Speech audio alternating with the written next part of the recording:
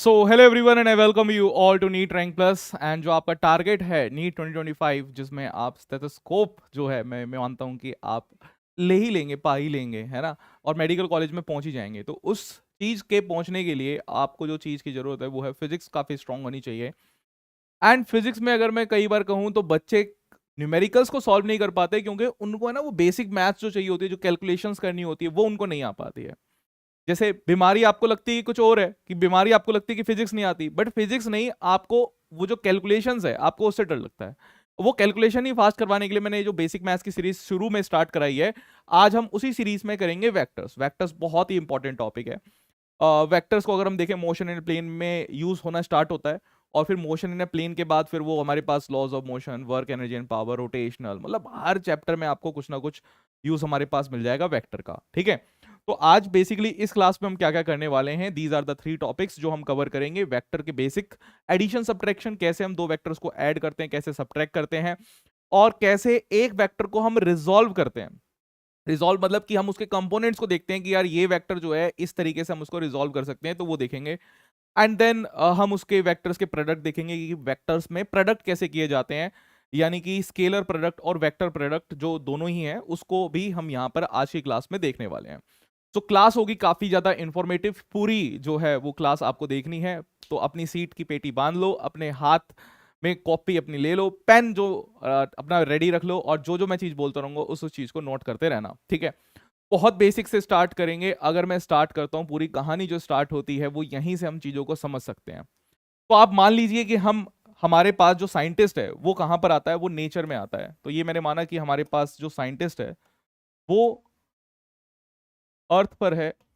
अर्थ पर भाई सबसे क्यूरियस एनिमल कौन होता है? साइंटिस्ट होते हैं। तो हमने माना कि हमारे पास अर्थ है, और अर्थ पे क्यूरियस एनिमल हमारे पास है साइंटिस्ट।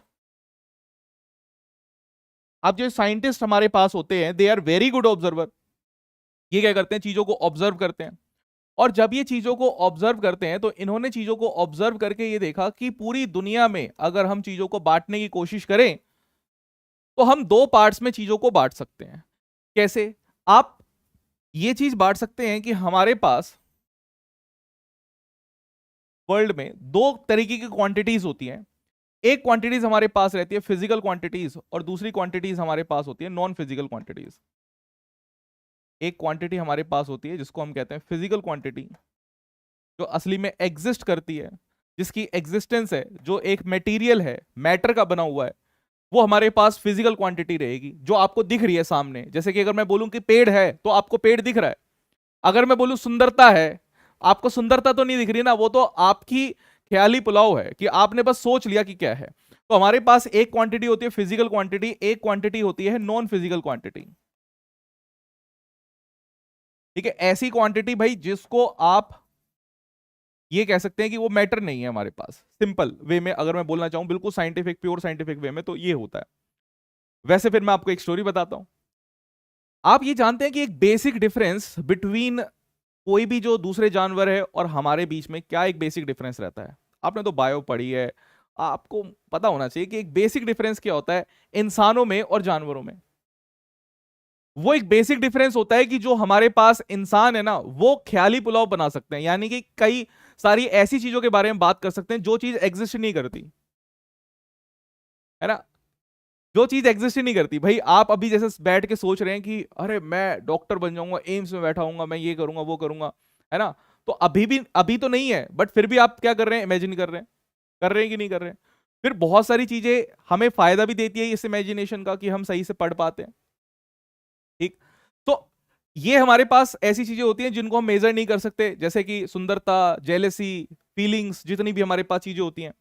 तो दीज आर टू क्वांटिटीज हम बात कर रहे हैं। एक हमारे पास है फिजिकल क्वांटिटी, एक हमारे पास है non physical quantity. Non physical quantity को हम पढ़ेंगे नहीं, this is not in our syllabus. Psychology में पढ़ाया जाता है। ठीक है। वी कांट मेजर, हम इसको मेजर नहीं कर सकते हैं। वी कांट मेजर, ये मैटर नहीं होता, नॉट अ मैटर। मैटर पता है ना, anything that is mass and occupy space. भाई किसी के पास भी अगर मास है और स्पेस ऑक्यूपाई करती है तो उसी को मैटर कहते हैं। टेम्परेचर भी हमारे पास आता है, थर्मल फिजिक्स में पढ़ाना स्टार्ट करूंगा तो मैं टेम्परेचर भी उसमें जोड़ दूंगा। फिर हमारे पास कुछ चीजें ऐसी होती है, फिजिकल क्वांटिटी की हम बात कर रहे हैं, जिसको हम ये कह सकते हैं कैन बी मेजर्ड। हम इनको क्या कर सकते हैं, मेजर कर सकते हैं।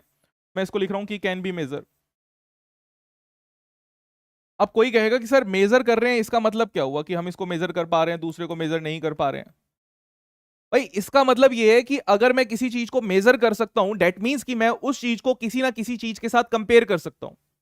If I am saying you कि मेरी हाइट जो है वो किसी और से ज्यादा है, तो इसका मतलब क्या है कि मुझे पता है कि उस रेफरेंस के हिसाब से ज्यादा है।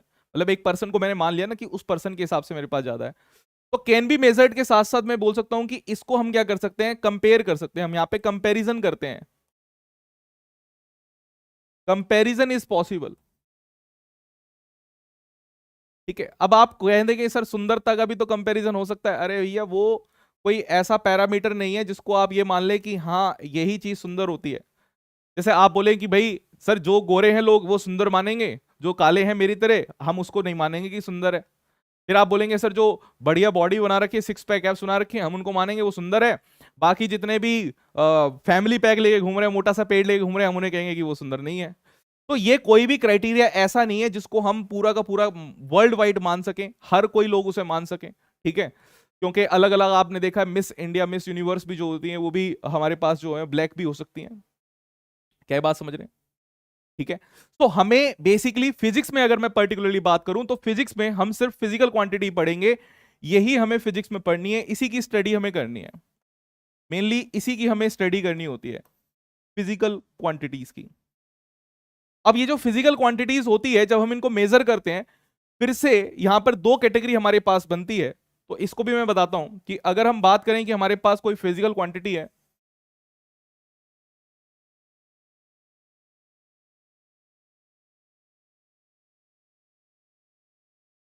अगर मैंने बात करी कि हमारे पास कोई फिजिकल क्वांटिटी है, तो फिजिकल क्वांटिटी को जब हम मेजर करते हैं तो we can classify them into two parts. एक हमारे पास स्केलर क्वांटिटी, एक हमारे पास वेक्टर क्वांटिटी। तो एक क्वांटिटी हमारे पास होती है जिसको हम कहते हैं स्केलर क्वांटिटी। एक क्वांटिटी हमारे पास होती है जिसको हम कहते हैं वेक्टर क्वांटिटी।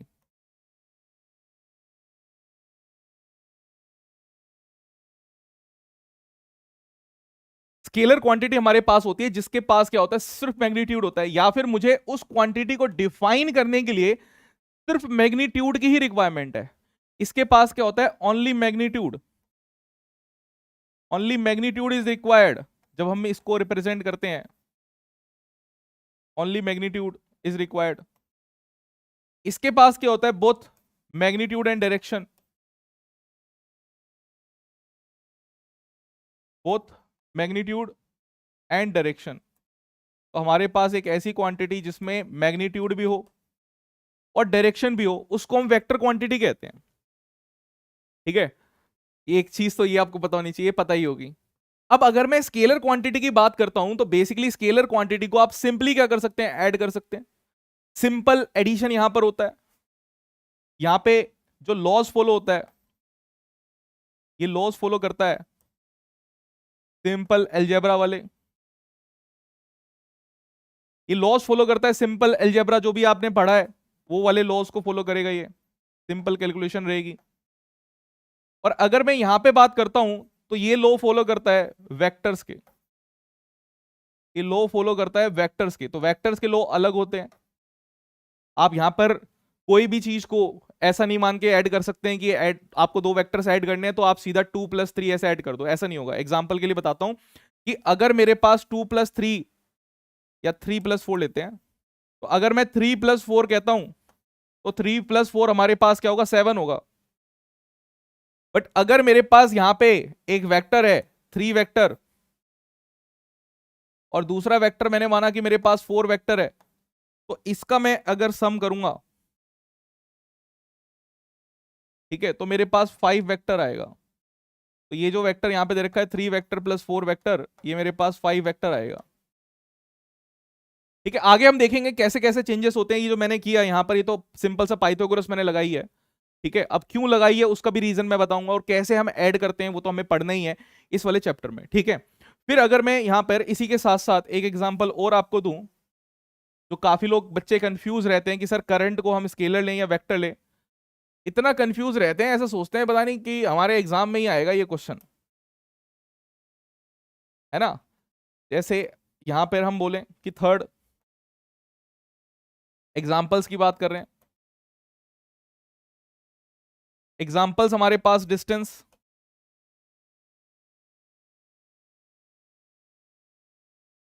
डिस्टेंस हमारे पास है, ठीक है, टाइम हमारे पास है, करंट हमारे पास है,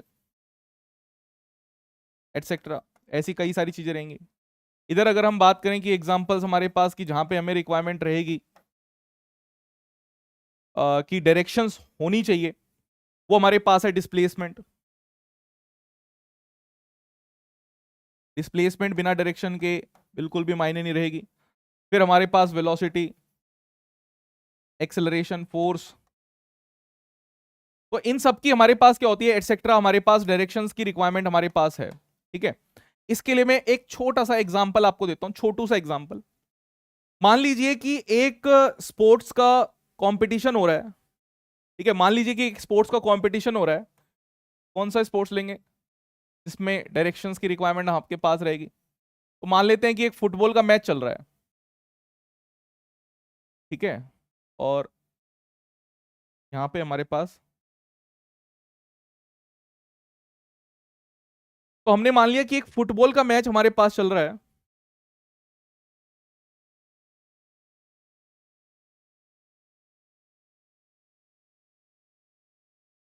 और ये जो फुटबॉल हमारे पास है, इस प्लेयर को दूसरे प्लेयर को पास करनी है, ठीक है। अब जब ये पास करेगा तो आप ये बताइए कि मैग्नीट्यूड के साथ साथ इसको डायरेक्शन की रिक्वायरमेंट नहीं है? भाई ये कहीं भी देख सकता है। अगर इस पर्सन की ही हम बात करें तो ये पर्सन तो कहीं भी हमारे पास देख सकता है ना, है? देख सकता है कि नहीं देख सकता है?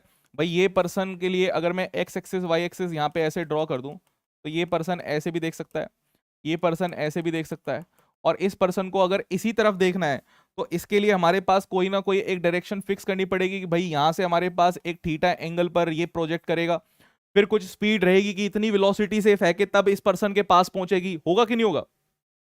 अगर ये पर्सन यहां पर इस पर्सन को बॉल पास करना चाहता है तो उसके लिए हमें इसकी स्पीड की भी रिक्वायरमेंट है और साथ साथ डायरेक्शन की भी रिक्वायरमेंट है। तो जब मुझे दोनों चीजों की रिक्वायरमेंट है तो मैं कहूंगा कि वेलोसिटी की रिक्वायरमेंट है। और फिर सिमिलरली डिस्प्लेसमेंट की भी हम बात कर सकते हैं कि कितनी जल्दी ये क्या कर सकता है, यहां पे पहुंचा सकता है। फिर गोल की बात कर सकते हैं कि गोल कैसे पहुंचेगा।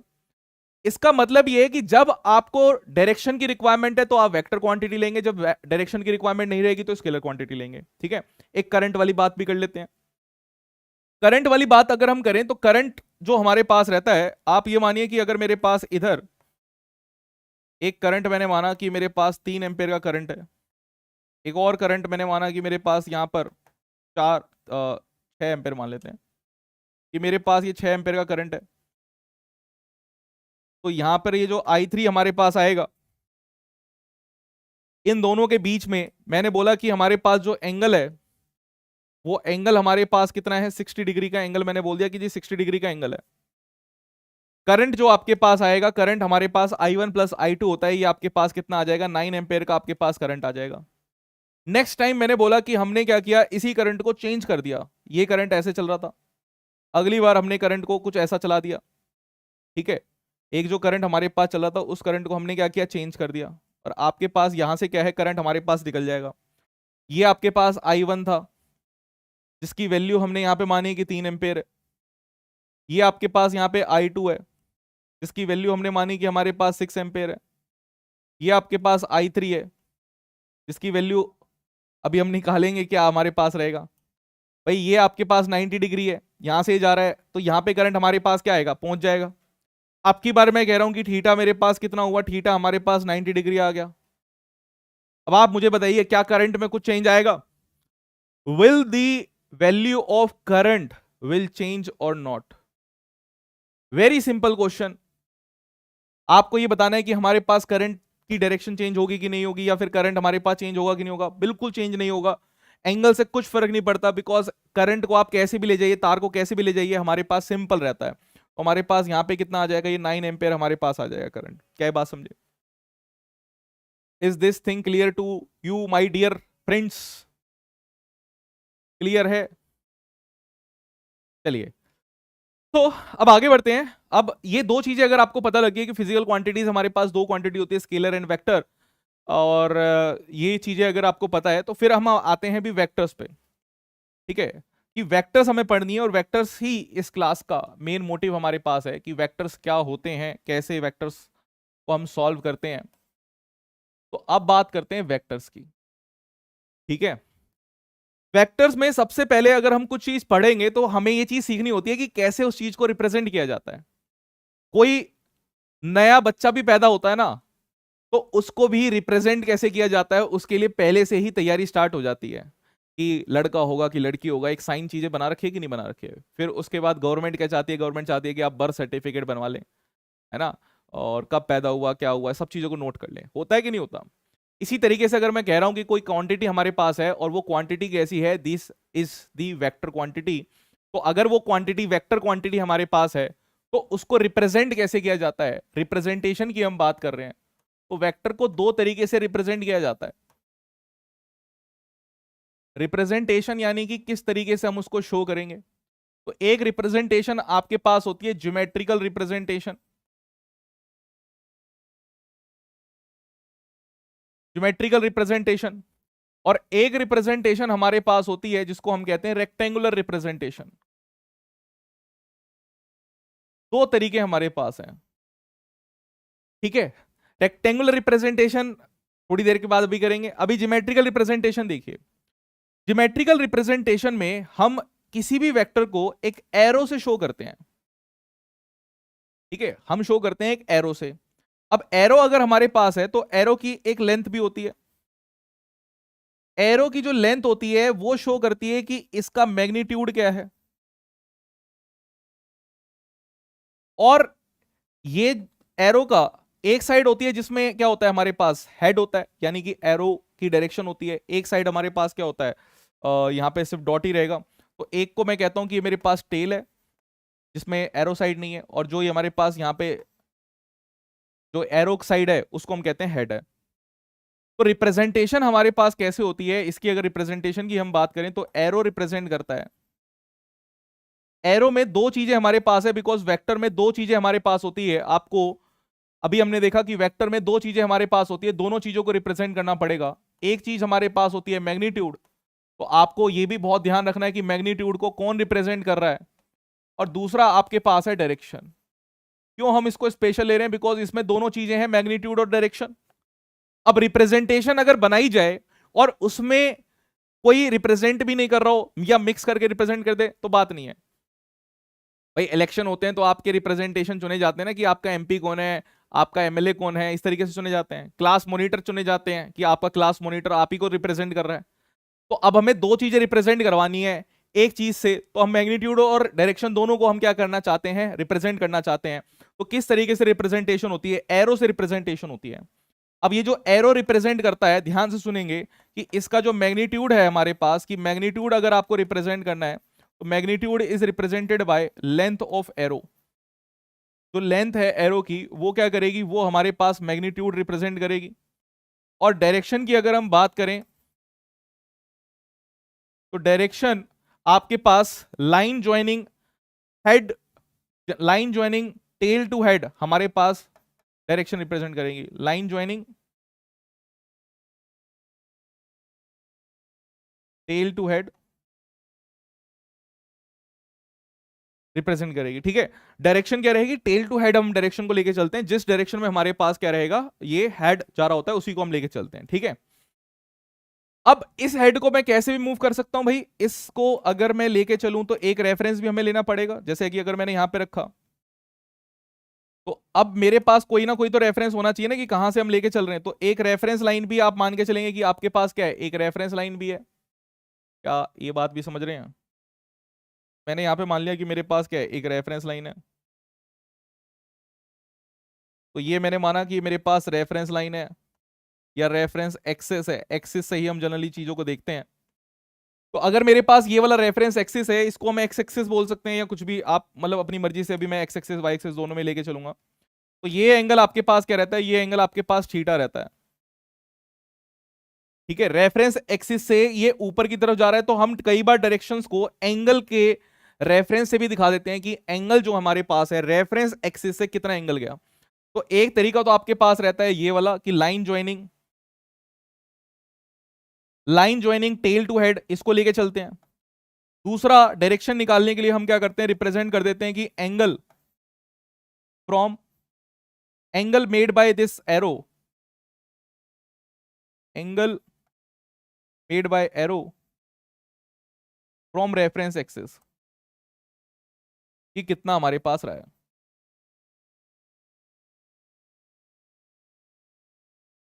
ठीक है, तो दोनों तरीके से हम क्या कर सकते हैं, इसको रिप्रेजेंट कर सकते हैं। क्या ये बात क्लियर है? रिप्रेजेंटेशन क्लियर है? अभी रिप्रेजेंटेशन हम करेंगे भाई, बहुत सारी चीजों का रिप्रेजेंटेशन हमें करना है। तो अगर मैंने बोला कि मेरे पास एरो है, इस एरो को अगर मैं छोटा कर दूं तो मेरे पास क्या होगा, चीजें मतलब जो हमारे पास जो चीजें हम रिप्रेजेंट कर रहे हैं वो छोटा हो जाएगा। एक एग्जांपल देके बताता हूं आपको, ताकि और ज्यादा क्लैरिटी रहे कि कहना क्या चाह रहे हैं, है ना सर जी, कहना क्या चाह रहे हैं। मान लेते हैं यहां पे हमारे पास 2 पर्सन की हम बात करेंगे। ये एक वेइंग मशीन है, प्लेटफॉर्म हमने मान लिया, बिल्कुल प्लेटफॉर्म बिना बनाए मैं कुछ काम नहीं करूंगा। यहाँ पे हमने माना कि एक हमारे पास है चुन्नू और एक हमारे पास है यहाँ पे मुन्नू। ठीक है, तो एक हमारे पास है चुन्नू,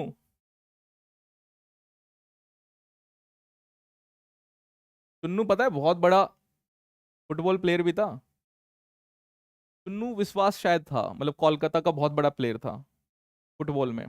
और एक हमारे पास है मुन्नू। ठीक है, मुन्नू को तो हमें हमें भी मुन्नू कह देते थे बचपन में, मेरा नाम है मनोज कुमार, हमें भी कई बार मुन्नू कह देते थे, है ना।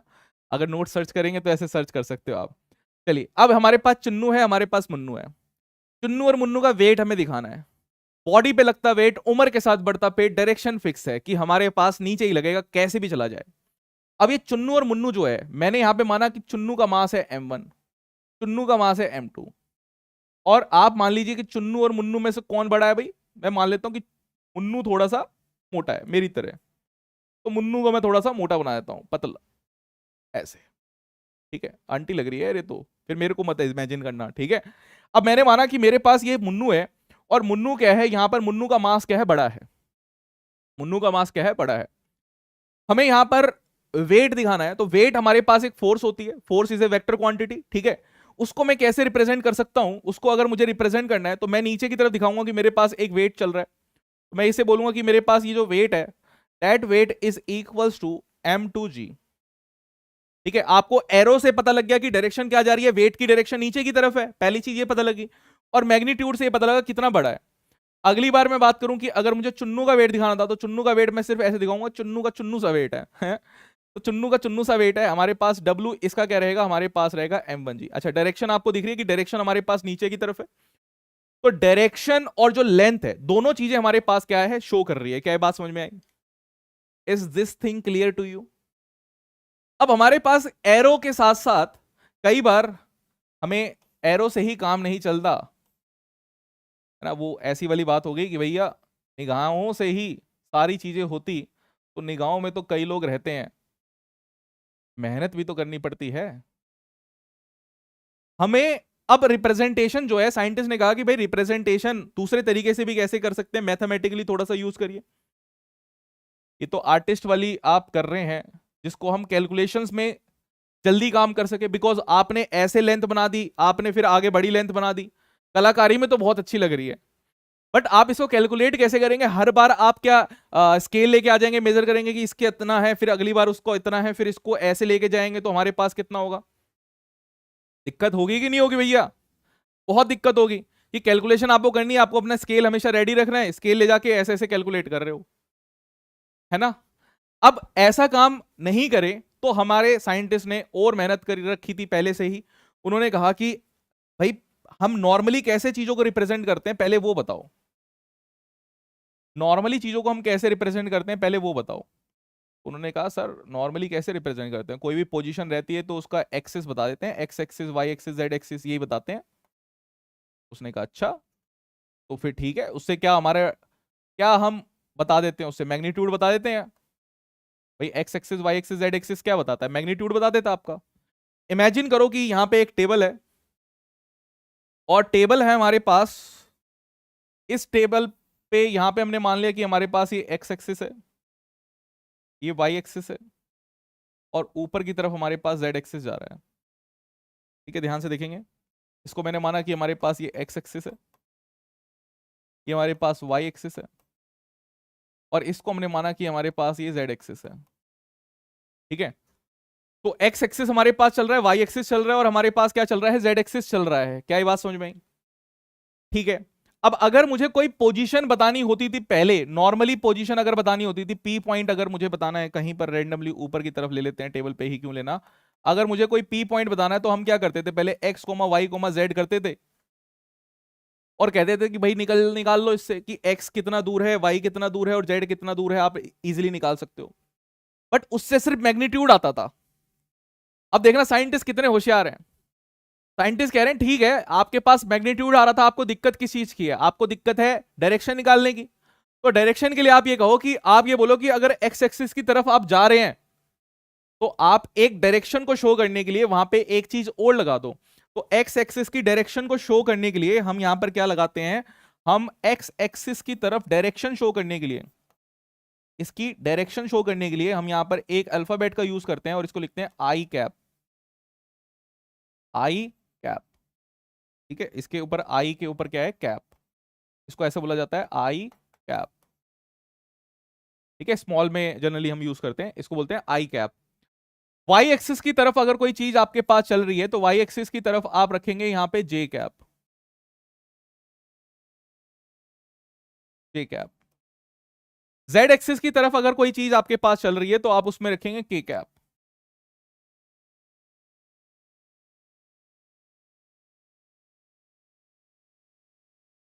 तो ये हमारे पास डायरेक्शन शो करते हैं। और अब आपको ये, अगर मैंने इस पॉइंट को ओ मान लिया, अभी हम इसकी बात करेंगे कैसे ये चीजें को निकाला जाता है, आपको टेंशन बिल्कुल नहीं लेनी। तो अगर मैंने इस पॉइंट को रेफरेंस मान लिया और इस पॉइंट से हम पहुंच रहे हैं पी पॉइंट तक, तो इससे यहां तक मुझे क्या बनाना पड़ेगा, भी एक वेक्टर बनाना पड़ेगा। भाई ओ पॉइंट से स्टार्ट हुआ वेक्टर और पी पॉइंट पे खत्म हो रहा है, डायरेक्शन भी यहां पे आ रही है, जैसे हम यहां पे रिप्रेजेंट करते थे कलाकारी में, ज्योमेट्रिकल रिप्रेजेंटेशन में। बट अब अगर मुझे इसको मैथमेटिकली दिखाना हो तो हम कैसे दिखा सकते हैं, हम उसको लिख सकते हैं ओपी वेक्टर। ओपी, अरे एक बार तो बोल दो मनोज सर, ओपी है, बाकी सब टोपी। हमारे पास क्या होगा, ये ओपी वेक्टर हो जाएगा। और ओपी वेक्टर की अगर हम बात करें, हमारे पास ये ओपी वेक्टर क्या आएगा, x I cap plus Y J cap और प्लस हमारे पास क्या आएगा, जेड के कैप। इसको इस तरीके से रिप्रेजेंट अगर हम करेंगे तो हमारा काम हो जाएगा। आप यहां पर देखिए मैग्नीट्यूड की अगर मैं बात करूं तो ये जो एक्स है ये हमारे पास मैग्नीट्यूड शो कर रहा है। दोनों चीजें आनी चाहिए ना। और हमारे पास अगर हम इसकी बात करें, ये जो आई कैप चल रहा है ये हमारे पास यहां पे डायरेक्शन शो कर रहा है। ठीक है, एक हमारे पास मैग्नीट्यूड शो कर रहा है, एक हमारे पास क्या कर रहा है, डायरेक्शन यहां पर शो कर रहा है। तो दोनों चीजें यहां पर हमारे पास आ रही है। क्या बात समझे? Is this thing clear to you? ठीक है, रिप्रेजेंटेशन कैसे करते हैं, दो रिप्रेजेंटेशन है, चिंता बिल्कुल नहीं करनी, एक एक रिप्रेजेंटेशन को ध्यान से पढ़ेंगे कि कैसे काम करना है। ठीक है, चलिए पहला कुछ एक रूल सीखिए पहले। सबसे पहले मैं बात करता हूं मूवमेंट ऑफ वेक्टर्स की,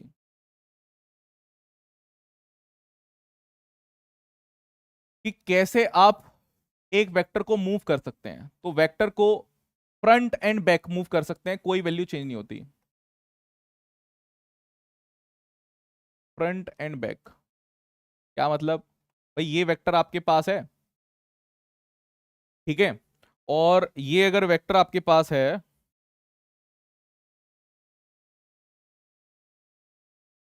आप इस वेक्टर को है ना कहीं भी ले जाओ, कहीं भी ले जाओ। रेफरेंस अगर मैंने माना कि मेरे पास एक रेफरेंस है जिससे ये एक एंगल बन रहा था, तो मैंने यहां पे रेफरेंस मान लिया कि भाई इस रेफरेंस से ये कितना एंगल बना रहा था, इस रेफरेंस को भी अगर मैं यहां पे भी ले आता हूं तो उतना एंगल बनेगा मेरे पास। ध्यान से देखना। अब अगर मैंने कहा कि भाई ये रेफरेंस मेरे पास है, यहां से कितना एंगल बना रहा है, ये थीटा एंगल बना रहा है, इस वाले वेक्टर को अगर मैं आगे भी ले जाता हूं कहीं पर भी आगे अगर ले जाऊंगा, अगर ये बिल्कुल फ्रंट और बैकवर्ड की अगर मैं बात करूं, आगे भी जाके कितना एंगल बनाएगा, थीटा ही बनाएगा। मैग्नीट्यूड चेंज नहीं कर रहे। आप आगे फ्रंट में ले जाइए इस वेक्टर को, मतलब आगे की तरफ आप फ्रंट में मूव कर सकते हैं। मैंने एरो बना दिया तो आपको लगेगा क्या चीज चल रही है ये। हम इसे फ्रंट में मूव कर सकते हैं, हम इसे बैक में मूव कर सकते हैं, फ्रीली मूव कर सकते हैं। Front end backward movement is freely, freely move कर सकते हैं, फ्रंट एंड बैक मूव आप कर सकते हैं फ्रीली, कोई टेंशन नहीं है, कुछ भी चीज चेंज नहीं होगी। मैग्नीट्यूड एंड डायरेक्शन दोनों सेम रहेंगे, क्योंकि जब आप ये मूवमेंट करते हैं तो आपके पास बोथ मैग्नीट्यूड एंड डायरेक्शन आपके पास सेम रहते हैं, तो वेक्टर में कोई चेंज नहीं आता, there is no change in vector, no change in vector. क्यों नहीं आएगा कोई भी चेंज? क्योंकि बोथ मैग्नीट्यूड एंड डायरेक्शन क्या है आपके पास, सेम है। आप ऐसा कह सकते हैं बोथ मैग्नीट्यूड एंड डायरेक्शन क्या रहती है आपके पास, सेम रहती है। ठीक है। दूसरा दूसरा रूल दूसरा रूल आपके पास ये है कि आप किसी भी वेक्टर को पैरेलली शिफ्ट कर सकते हैं। ठीक है, पैरेलल।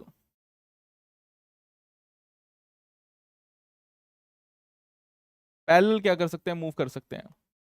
तो किसी भी वेक्टर को अगर आप पैरेलली मूव करेंगे तो भी आपके पास क्या रहेगा, कुछ भी चीज चेंज नहीं होगी। कैसे, ध्यान से देखेंगे, इसी को कॉपी मार लेते हैं।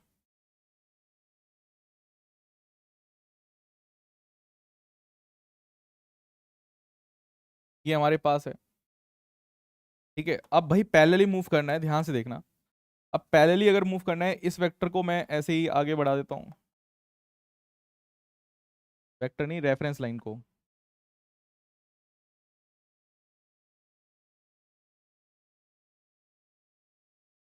या ऐसे ना बढ़ा लें।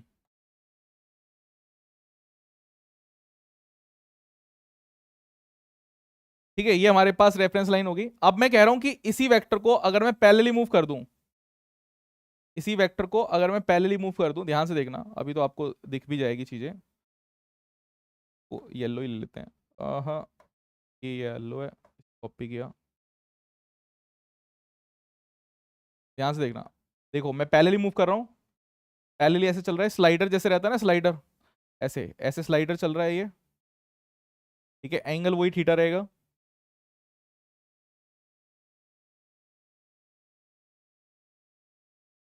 कहीं भी ले जाइए, ये आपके पास आ जाएगा। तो जब आप ये काम कर रहे हैं तो आपके पास क्या हो रहा है कि हम ये कह सकते हैं कि जब आप ये काम कर रहे हैं,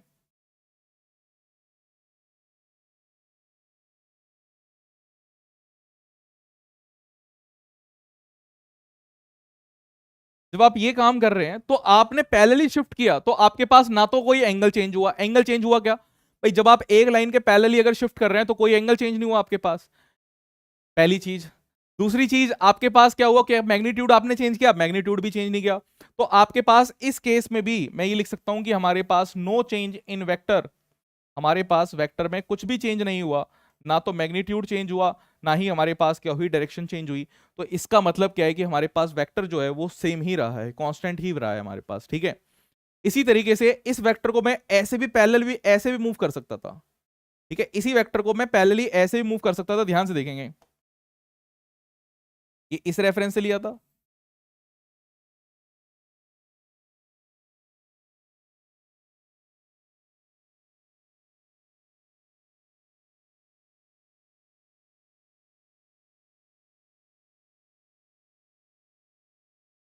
आप ऐसे भी पैरेलली भी इसे मूव कर सकते थे।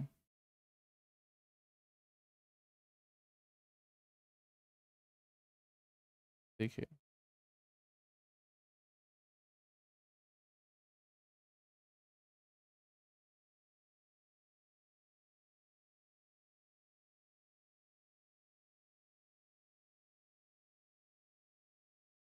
कैसे, क्योंकि ये जो ग्रीन वाली लाइन है हमारे पास, ये ग्रीन वाली लाइन को अगर आप ऊपर की तरफ शिफ्ट करते तो भी तो एंगल आपके पास थीटा ही रहता भाई। ये तब भी तो आपके पास एंगल शिफ्ट ही रहता। आप इसको ऐसे भी लेके जा सकते हैं, आप इसको ऐसे भी शिफ्ट कर सकते हैं, कैसे भी शिफ्ट कर लो, आपके पास जो चीजें रहेंगी वो सेम रहेगी। यहाँ पे हम कह सकते हैं कि no change in vector, because ना मैग्नीट्यूड चेंज हुआ, ना ही आपके पास डायरेक्शन चेंज हुई, आपके पास यही चीज रही। क्या बात समझे?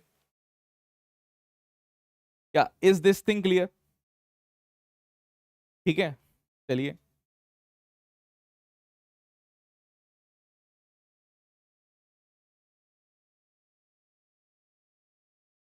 नेक्स्ट टॉपिक पर आते हैं। नेक्स्ट टॉपिक आपके पास है फाइंडिंग एंगल्स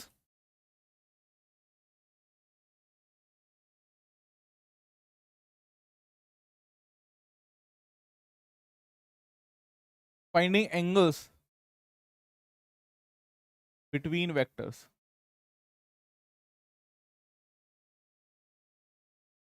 कि वेक्टर्स के बीच में एंगल्स कैसे निकालें। ठीक है, सो एक तरीका हमारे पास है जो हम यहां पे मेथड यूज करेंगे। मेथड हमारे पास रहेगा निकालने के लिए, ज्वाइन करेंगे tails of both the vectors, join either tails और head of both the vector together.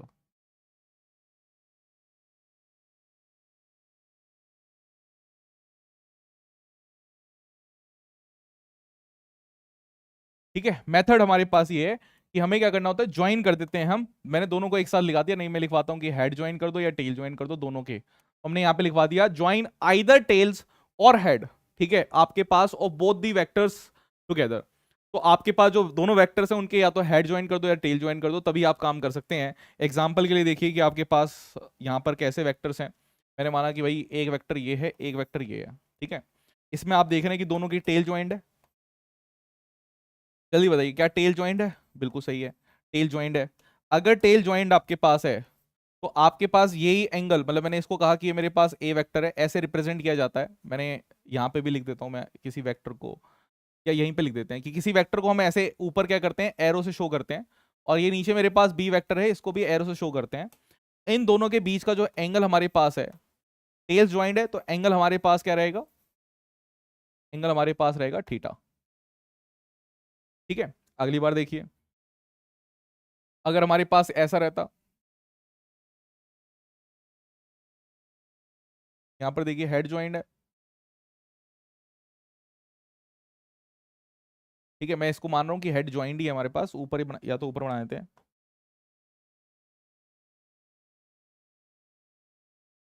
तो यहां पे मैं बोल रहा हूं कि हेड ज्वाइंट है।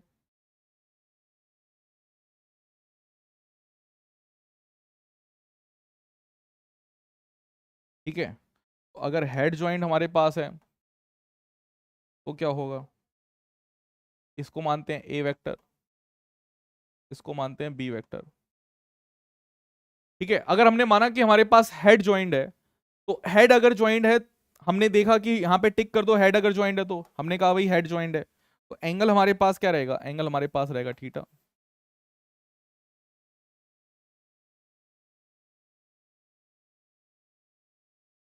ठीक है, और अगर ऐसा काम नहीं हुआ, ऐसा काम नहीं हुआ कि हेड हमारे पास ज्वाइंट रहे, टेल हमारे पास ज्वाइंट रहे, जैसे ऐसे मान लो कि भाई ऐसे है, अगला वेक्टर मैंने मान लिया ये चल रहा है। ठीक है, और इन दोनों के बीच में मैंने बोला कि ये एंगल मेरे पास थीटा है। ध्यान से देखना, इसी को मैं बोल रहा हूँ कि मेरे पास ये ए वेक्टर है और ये मेरे पास बी वेक्टर है। तो अब आप बताइए ये एंगल होगा। आप यहां पर सबसे पहले तो ये बताइए कि हेड और टेल ज्वाइंट है यहाँ पे, head and tail are not joint.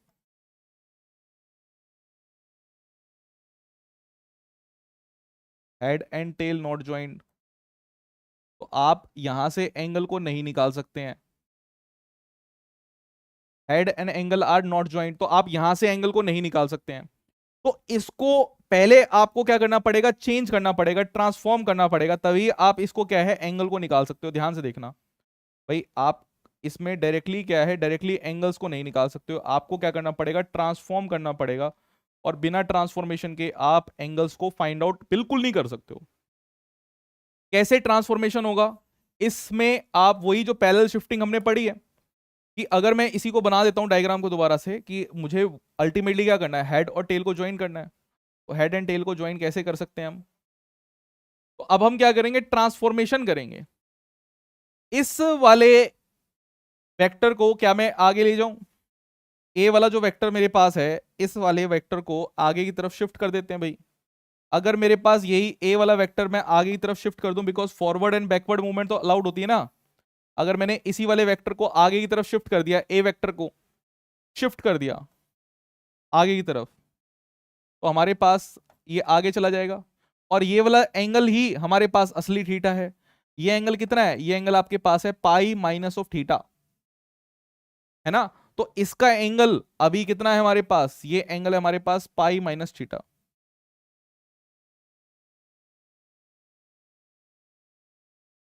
Pi minus of theta बहुत इंपॉर्टेंट है, बहुत इंपॉर्टेंट रिलेशनशिप है ये। क्या ये बात समझ में आई? अगर ये समझ में आ गया तो अब चेक करते हैं कि कैसे आप देख पाएंगे कि नहीं देख पाएंगे। भाई अगर हेड और टेल ज्वाइंट है तो ठीक है, नहीं ज्वाइंट है तो शिफ्ट कर दो, कुछ भी कर दो, बट आपको हेड और टेल ज्वाइन करना है। क्योंकि यहां पर देखिए अब हमारे पास क्या है, टेल ज्वाइंट है, इस वाले में टेल क्या है हमारे पास, ज्वाइंट है, यही हम देखते हैं यहां पर, उसके बाद ही फिर काम होता है।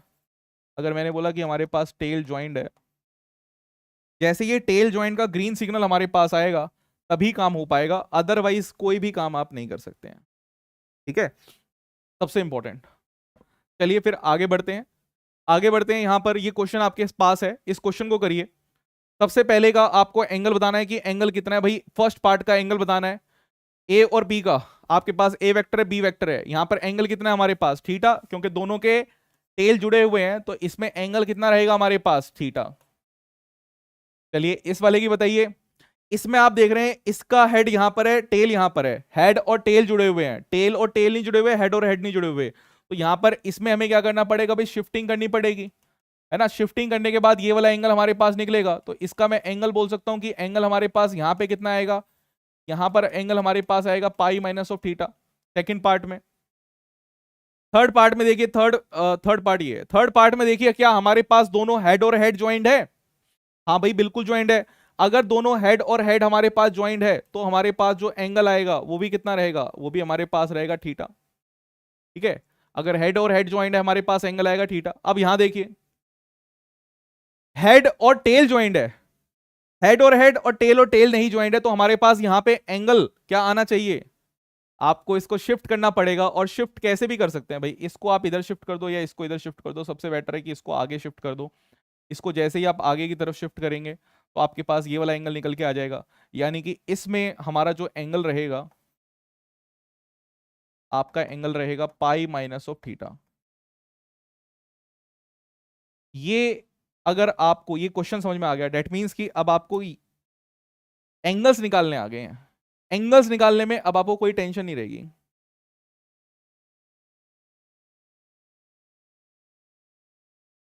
ठीक है, अरे हूं हाँ थोड़ी बहुत कर दिया करो। चलिए अगर ये ठीक है तो फिर हम आगे बढ़ते हैं नेक्स्ट में।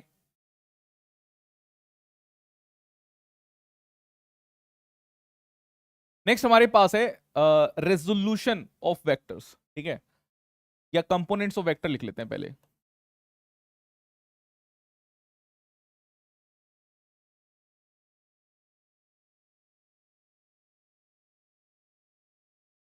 कंपोनेंट्स ऑफ वेक्टर, अगर मेरे पास एक वेक्टर है यहां पर, ऐसे मैंने ले लिया और इसको रेफरेंस लाइन से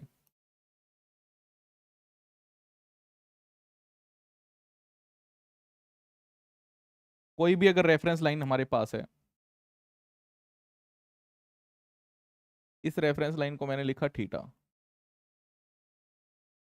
ठीक है, इस वाले को मैंने माना कि ये मेरे पास है ए वेक्टर, ये मेरे पास ए वेक्टर है और ये थीटा है, इसको मैंने रेफरेंस मान लिया ऐसे। अब ये आपको दिख रहा है यार ये वेक्टर तो ऐसे जा रहा है। फिजिक्स में एक रूल बहुत बड़ा पॉपुलर रूल है कि आपको चीजों को तोड़ना है। मैं एक अप्रोच को बहुत ज्यादा यूज करता हूं, one of my favourite approach, और आप अगर इस अप्रोच को यूज करेंगे बहुत सारे क्वेश्चन को सॉल्व कर पाएंगे। अप्रोच सिंपल सी है, अप्रोच ये है कि जब आपको कभी भी पिक्चर दिखे तो आपको पिक्चर नहीं देखनी, आपको क्या देखना है, आपको देखना है पिक्सल, आपको देखने हैं पिक्सल, पिक्चर नहीं पिक्सल टिक, छोटे छोटे ब्रेक करके देखने हैं। ठीक है। तो हमने देखा कि यार ये इस पॉइंट की बात हो रही है, ओ पॉइंट की, जिस पॉइंट पर ये एक वेक्टर ऐसे चल रहा है। कौन सा वेक्टर है भाई? कुछ भी हो सकता है, फोर्स हो सकती है, वेलोसिटी हो सकती है, डिस्प्लेसमेंट हो सकती है, आपको कोई मतलब नहीं। आप यहां पे बेसिक प्रिंसिपल सीखो, वेक्टर मतलब वेक्टर, ठीक है। आप जब क्वेश्चन सॉल्व कर रहे हो उसके बाद फिर कुछ मत सोचो और क्या हो गया, फोर्स हो सकती है भाई, एक चीज को रस्सी से बांधा ऐसे खींच रहे हैं। बचपन में खेला होगा आपने, ऐसे रस्सी बांध के आपको ऐसे तोड़ते रहते थे, दौड़ते रहते थे, है ना। तो हमने माना कि हमारे पास ये एक ए वेक्टर है और यहां पे हमारे पास रेफरेंस है, यहां से क्या बना रही है, हमारे पास एक थीटा एंगल हमारे पास यहां पे बन रहा है। Now I want to resolve this vector. मैं ये चाहता हूं कि ये अगर ऐसे चल रहा है, ठीक है, एक एग्जांपल ही बता देते हैं ताकि और ज्यादा थोड़ी सी क्लैरिटी आए।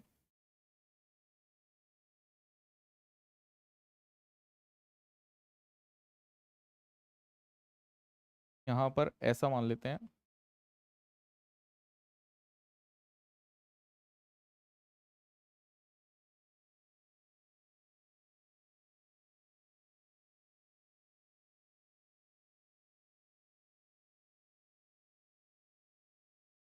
ठीक है। सो यहां पे हम मानते हैं कि हमारे पास एक कोई भी ब्लॉक है और इस ब्लॉक को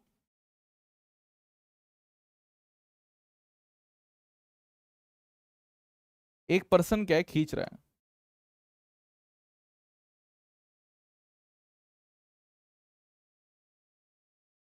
ठीक है, ये पर्सन क्या कर रहा है, खींच रहा है, खींच रहा है तो फोर्स लगा रहा है। ऐसे ही हमने मान लिया कि इस तरफ भाई ये क्या कर रहा है, फोर्स लगा रहा है। अब आप ये देखेंगे कि अगर ये पर्सन इसको खींच रहा है इस तरफ, तो ये ब्लॉक हमारे पास क्या होगा, मूव हो जाएगा। तो ये ब्लॉक तो इस तरफ मूव होगा।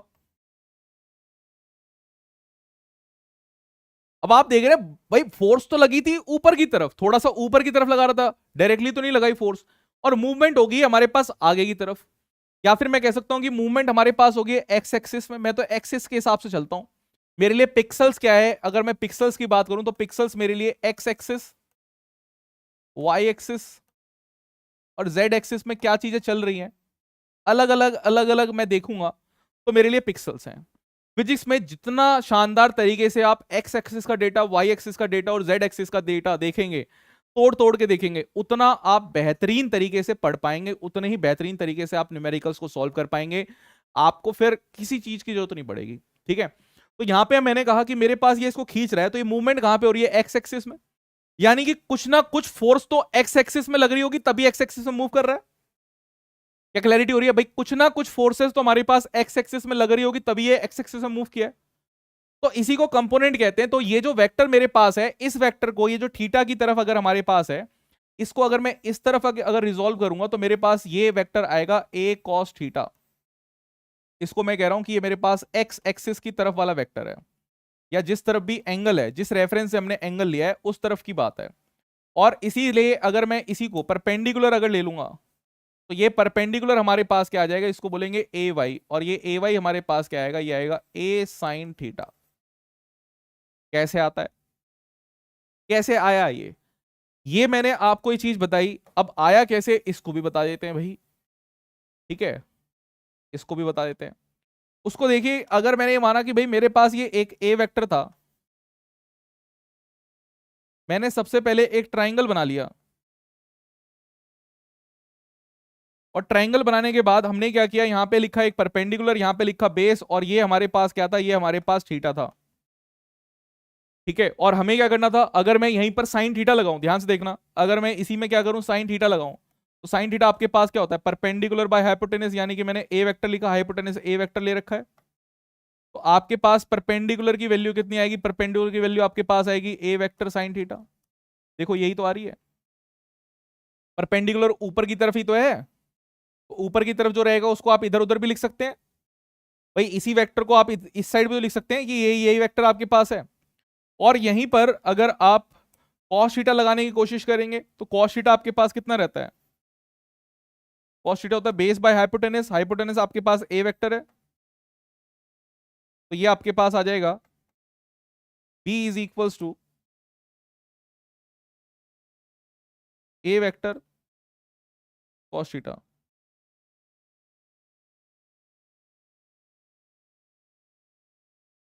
ठीक है, A B B is equal to A cos theta आपके पास आ गया। अच्छा यही आपके पास यहां पर है, देख लो ये जो आगे की तरफ जा रहा है यही तो है बेस। तो इस तरीके से हम काम करते हैं, ठीक है। अब ये तो हमने यहां पे लिया, अब इसको बहुत जगह हम यूज करेंगे, मल्टीपल जगह हम इसे यूज करने वाले हैं, ध्यान से देखेंगे कैसे कैसे रिजॉल्व करते हैं। ये तो एक एग्जाम्पल मैंने आपको दिया है, ठीक है। एक एग्जाम्पल और मैं आपको देता हूं जो बहुत जगह यूज होता है और नीट का एक फेवरेट क्वेश्चन भी है। मान लीजिए ये हमारे पास एक दीवार है,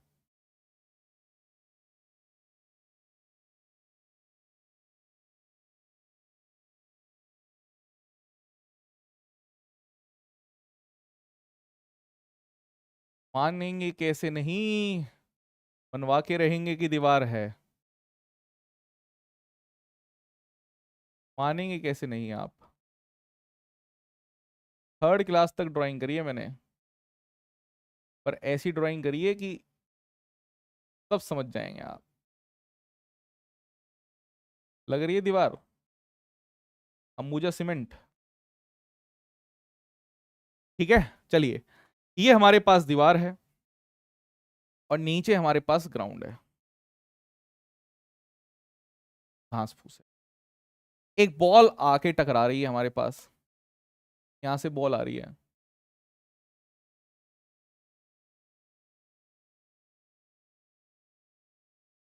ऐसे बॉल आ रही है यहां से, बॉल का मास है m, इस डायरेक्शन में इसकी वेलोसिटी है v, और यहां से आके इस पर टकरा रही है बॉल यहां पर, ठीक है। बॉल आके इस पर टकरा गई हमारे पास यहां पे। अब आपको एक चीज जो मैंने आपको बताई, जितने अच्छी तरीके से आप एक्स एक्सिस वाई एक्सिस में चीजों को रिजॉल्व कर देंगे उतने ही बेहतरीन आपकी फिजिक्स होगी। अगर मैंने क्या किया, यहीं पर मैंने एक इस तरीके से एक पैरेलल लाइन ड्रॉ करी, यहीं पर मैंने एक पैरेलल लाइन ड्रॉ कर दी। क्यों ड्रॉ करी सर पैरेलल लाइन?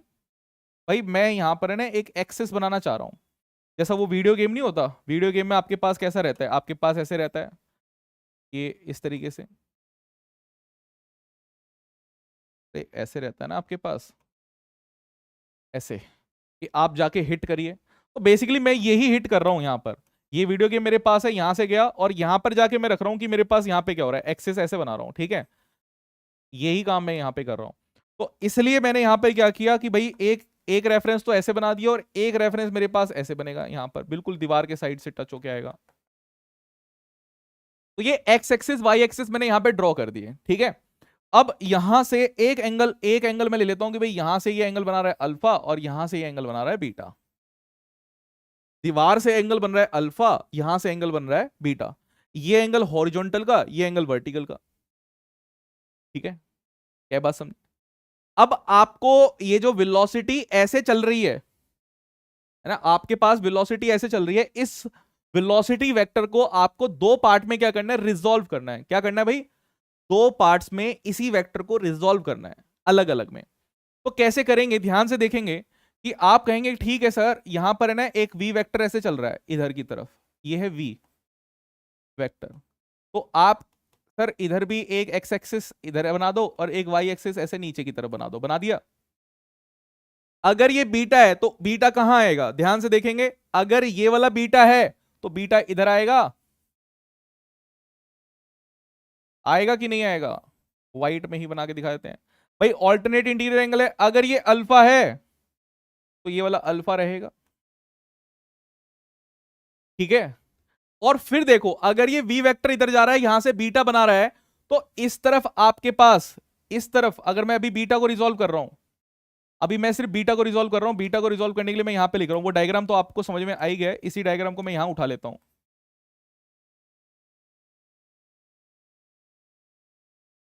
इस डायग्राम को मैंने यहां उठा लिया, ठीक है, और थोड़ा सा बड़ा कर दिया आपके लिए।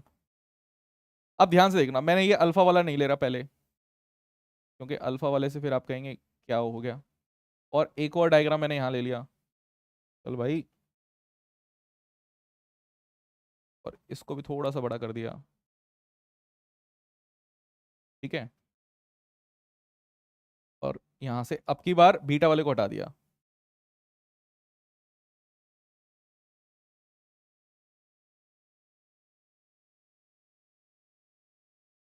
ठीक है, बीटा वाले को हटा दिया। अब रिजॉल्व करना है आपको, ध्यान से देखेंगे, अब रिजॉल्व करना है। ये वेलोसिटी चल रहा है, आपका रेफरेंस क्या है, जहां से आप एंगल ले रहे हैं वही रेफरेंस लाइन होती है। तो अगर मुझे ये वेलोसिटी है, इस वाली ये वाली साइड की वेलोसिटी अगर लेनी है, कि वाली वेलोसिटी मेरे पास कितनी होगी, जल्दी बताइए, क्या ये मेरे पास v cos बीटा नहीं होगी? भाई जो रेफरेंस साइड के साथ में है इसके बेस बनेगा ना, यही बेस बनेगा, तो v cos बीटा हो जाएगा।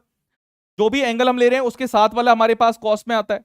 और यहां नीचे की तरफ अगर हम बात करेंगे तो मेरे पास कितना आएगा, ये साइन आएगा, तो मैं इसको लिख सकता हूं v sin बीटा।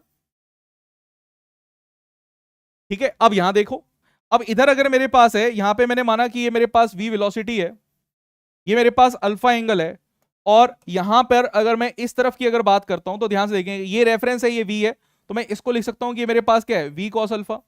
और इस साइड हम लिख सकते हैं कि ये मेरे पास क्या चल रहा है, ये चल रहा है v sin अल्फा। क्या बात समझ में आई? जो एंगल है उसकी तरफ cos, जो एंगल नहीं है दूसरी तरफ आपके पास क्या आ जाएगा, साइन आ जाएगा। इस तरीके से आप क्या कर सकते हैं, रिजॉल्व कर सकते हैं। क्या बात समझे कि कैसे हम रिजॉल्व कर रहे हैं चीजों को? ठीक है, तो ये एक रिजॉल्व हमने किया। कंपोनेंट्स में ब्रेक करना हम सीख रहे हैं कि कैसे कंपोनेंट्स में ब्रेक किए जाते हैं। कंपोनेंट्स ऑफ वेक्टर, कैसे हम यहाँ पे कंपोनेंट्स ऑफ वेक्टर्स में रिजॉल्व करते हैं। एक और चीज सीखिए, ये सारी चीजें बहुत यूज रहेंगी, तो वही सारी चीजें मैं आपको करवा रहा हूँ, कोई भी ऐसी चीज नहीं है कि बस मैंने ऐसी रेंडमली करवा दी हो।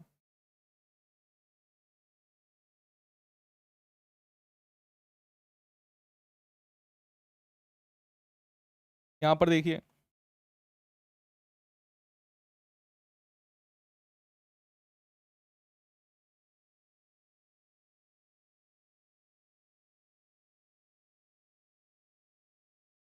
भाई ये मैंने माना कि ये मेरे पास एंगल थीटा है,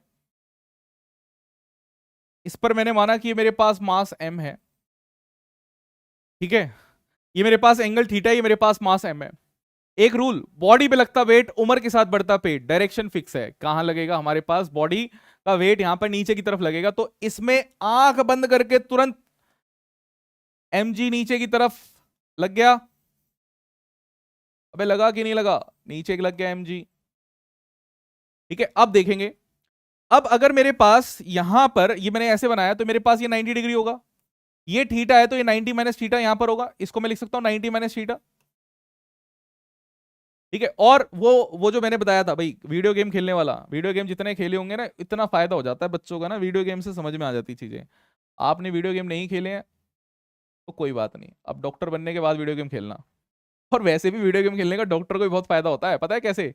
आजकल जो सर्जरी होती है, रोबोटिक सर्जरी होती है, रोबोटिक सर्जरी होती है, कितना माइन्यूटली आप क्या है कि इस तरीके से मूव कर पाएंगे, आपके हाथ नहीं हिलने चाहिए, शेकी हैंड नहीं होने चाहिए, वेटी हैंड नहीं होनी चाहिए, है ना। मेरा अभी एक स्टूडेंट है, वो उसके वेटी हैंड थे, मतलब उसके हाथ में पसीने बहुत आते थे, तो बेचारे को जो है एमडी सर्जरी में नहीं हुआ।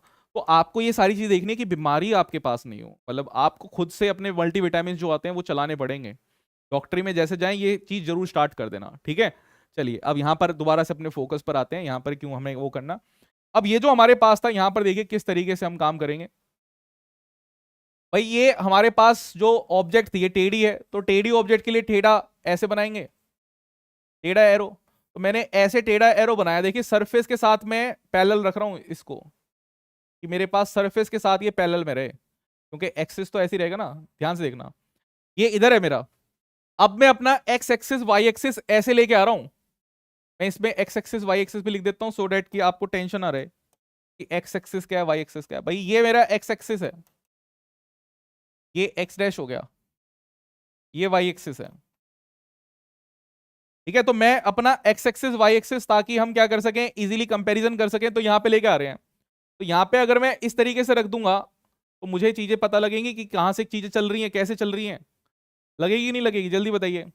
तो अब यही काम आपको करना है, और यहां पर अगर मैं आके एक रेफरेंस लाइन ड्रॉ कर देता हूं, यहीं पर आके अगर एक परपेंडिकुलर रेफरेंस लाइन अगर मैं ड्रॉ कर देता हूं, मल्टीपल टाइम्स हमें ये करना पड़ेगा, तो आप देखेंगे कि ये 90 डिग्री रहेगा, क्योंकि ये आपने परपेंडिकुलर ड्रॉ किया, सरफेस के परपेंडिकुलर आपने ऐसे ड्रॉ किया। ठीक है, सरफेस के अगर ये परपेंडिकुलर हमारे पास है, तो ये एंगल 90 माइनस थीटा है, तो ये एंगल कितना होगा, ये एंगल क्या मेरे पास थीटा नहीं होगा? होगा सर, थीटा क्यों नहीं होगा? तो ये एंगल अगर थीटा है, अब ध्यान से देखना, अब अगर ये थीटा है, अब आपके पास कैसे चल रहा है वेट, आपके पास नीचे की तरफ मैं एक पॉइंट की तरह बना रहा हूं, कैसा चल रहा है इस मास में, एम आपके पास ऐसे, ठीक है, और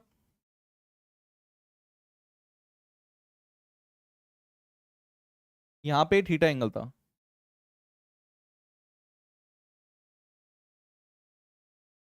तो मैंने वहां से उसको हटा दिया अभी।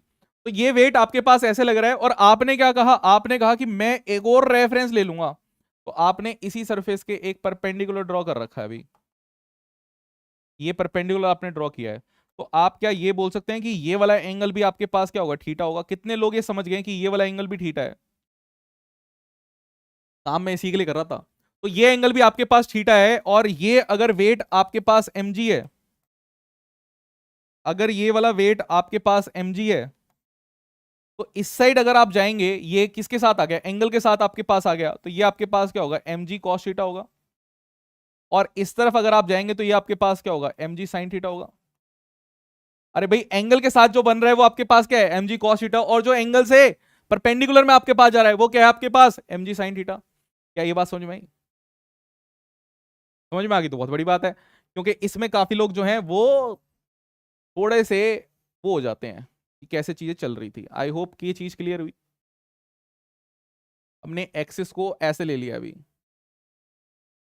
ठीक है। चलिए एक और की रिजोल्यूशन कैसे करते हैं।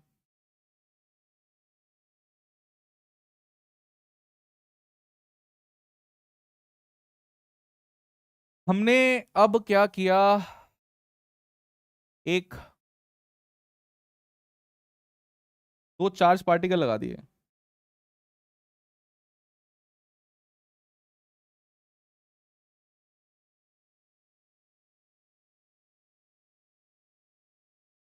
प्लस क्यू और प्लस क्यू,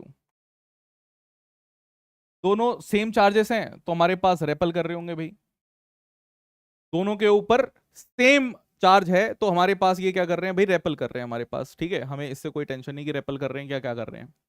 अब हमने क्या किया, यहां पर एक रेफरेंस यहां से ड्रॉ कर लिया, और इसको मैंने कहा कि ये एंगल मेरे पास थीटा है, ठीक है। अगर ये थीटा है तो ये भी थीटा है, बराबर बराबर हम लेके चल रहे हैं, ठीक है। अलग अलग भी हो सकता है, मैं एक ही को लेके चल रहा हूँ, ठीक है, क्योंकि बराबर बराबर हमारे पास जरूरी नहीं है कि होता है।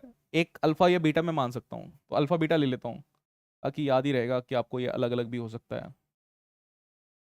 स्पेशल केस में हमारे पास क्या होता है, ये सेम रहते हैं। तो एक एंगल मैंने अल्फा ले लिया, एक एंगल मैंने बीटा ले लिया, ठीक है। अब आपको पता है कि अगर ये रस्सी है, अगर ये रस्सी से हमने इसे बांध रखा है, तो रस्सी से अगर बांधा है तो यहां पर हमारे पास क्या रहेगी, एक टेंशन लगेगी। अगर रस्सी से हमने बांध रखा है तो एक टेंशन हमारे पास लगेगी।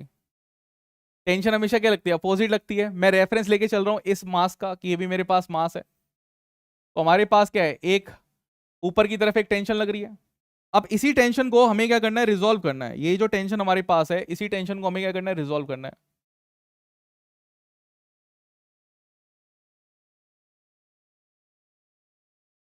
ठीक है। इसी टेंशन को हमें क्या करना है, इसी टेंशन को रिजोल्व करना है। तो अगर ये आपके पास अल्फा था तो ये भी आपके पास क्या होगा, ये भी आपके पास अल्फा होगा। क्या बात समझे? अरे भाई, ये अल्फा है तो ये भी आपके पास अल्फा होगा। अब ये जो टेंशन आपके पास है, इस टेंशन को आप दो पार्ट में रिजोल्व कर सकते हो। इधर की तरफ अगर मैं लेके चलूं टेंशन को, तो इधर मेरे पास कितना आएगा, इसी टेंशन को मैं लिख सकता हूं टी कॉस अल्फा। और इस साइड में लिख सकता हूं इसी टेंशन को कि मेरे पास ये वाली टेंशन इस साइड कितनी आएगी, टी साइन अल्फा। लिख सकते हैं कि उधर मेरे पास क्या चला, टी कॉस अल्फा, और इस साइड हमारे पास क्या चला, टी साइन अल्फा। क्लैरिटी है, क्लैरिटी है इस चीज की, ठीक है। चलिए, अब अगर हमारे पास यहां से कोई बोल देता कि भाई ये थीटा है, दूसरी तरफ मैं अलग तरीके से रिजोल्व कर रहा हूं, और अगर हमें यहीं पर ये बोलता कि ये वाला एंगल हमारे पास है, और यहां पर बोलता कि ये हमारे पास थीटा है, ये हमारे पास टी है, तो अब अगर आप रिजोल्व करेंगे तो आपके पास इस तरफ आएगा टी कॉस थीटा, और ऊपर की तरफ जाएगा आपके पास टी साइन थीटा। देखिए, एंगल कहीं से चेंज हो जाते हैं तो आपके पास चीजें चेंज हो जाती है। एंगल, ये वाला एंगल लिया है अब की बार, बीच वाला, वो वाला नहीं लिया। यहाँ पे पिछली बार ये वाला एंगल लिया था, ठीक है। तो हल्की सी चीजें चेंज और हमारे पास बहुत सारी चीजें क्या होंगी, चेंज हो जाएगा। ये बात समझे?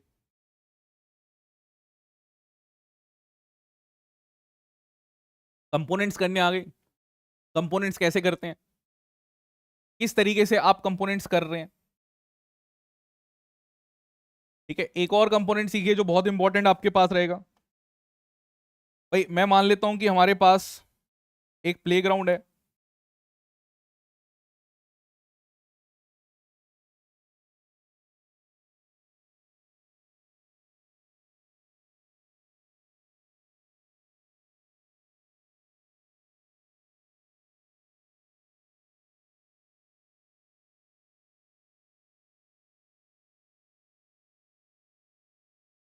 ये हमने माना कि हमारे पास प्लेग्राउंड है।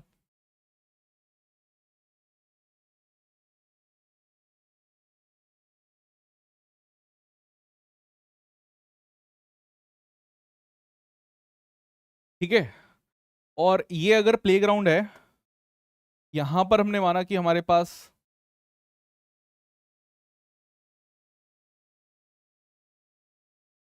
एक पर्सन बॉल को किक कर रहा है।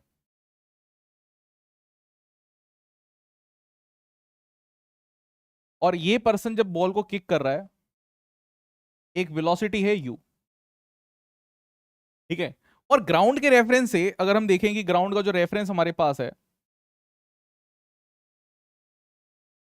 उससे जो ये एंगल बना रहा है, वो एंगल हमने लिया कि ये एंगल हमारे पास है थीटा। ठीक है, अब जब बॉल हवा में उड़ेगी, अब हम बात कर रहे हैं, अब जब एक थीटा एंगल पर हमने क्या किया, बॉल को प्रोजेक्ट कर दिया। ऐसे ही तो लात मारते हैं भाई, नीचे से आपने देखा कि ऐसे ऊपर की तरफ ही तो लात मारते हैं, ऐसा नहीं है कि आगे आगे मार दिया, आगे मार देंगे तो ग्राउंड में रहेगी। अब हम थोड़ी सी ऊपर की तरफ मार रहे हैं, ऐसे नीचे से ऐसे करके। ठीक है, अगर सिक्स में मारते हैं, तो मैं देख रहा था कि भाई बहुत ज्यादा स्पोर्ट्स साइंस बढ़ गई है। तो अब सिक्स मारते हैं तो सिक्स मारने की भी साइंस है कि बॉल के नीचे अगर आप आके ऐसे मारेंगे बॉल को, तो सिक्स ऊपर की तरफ जाएगा, है ना। और अगर बॉल को आप ऐसे मार देंगे तो आपके पास आगे की तरफ चला जाएगा, पेन ना टूट जाए हमारा।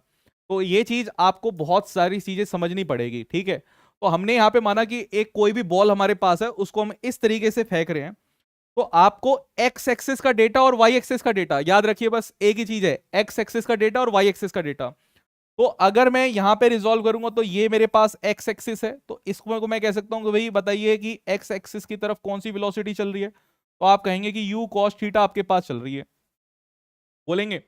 और अगर ऊपर की हम बात करें कि ऊपर की तरफ हमारे पास कौन सी चल रही है, तो ऊपर की तरफ अगर हम बात करें कि ऊपर हमारे पास कैसी वेलोसिटी चल रही है, ये ऊपर की तरफ, तो ये ऊपर आप कहेंगे कि ये हमारे पास यू वाई है। और ये यू वाई कितना है, ये हमारे पास यू साइन थीटा है। ठीक है, तो यू कॉस थीटा हमारे पास हो गया, यू साइन थीटा हो गया, हमारे पास रेजोल्यूशन जो था वो पूरा हो गया।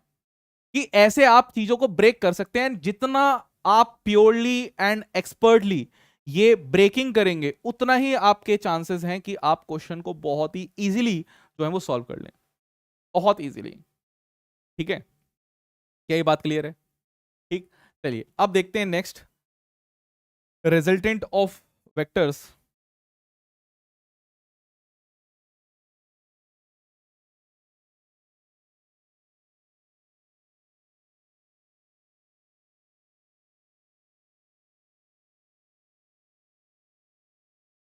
कि रिजल्टेंट ऑफ वेक्टर्स आपके पास कैसे निकलता है। ठीक है, अगर मैंने माना कि हमारे पास रिजल्टेंट का मतलब होता है कि एक तरीके से सम ही हम बात कर रहे हैं, कि एक वेक्टर है ए वेक्टर, और एक वेक्टर मैंने माना कि मेरे पास दूसरा वेक्टर है बी वेक्टर। एंगल्स लेने ना भाई, तो मैंने बोला कि मेरे पास एक ए वेक्टर है और दूसरा मेरे पास बी वेक्टर है, और दोनों के बीच में एक एंगल हमारे पास है थीटा।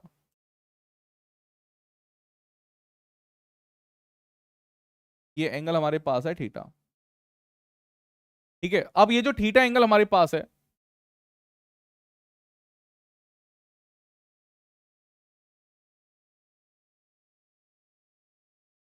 इसको ऐसे आगे की तरफ बढ़ाया।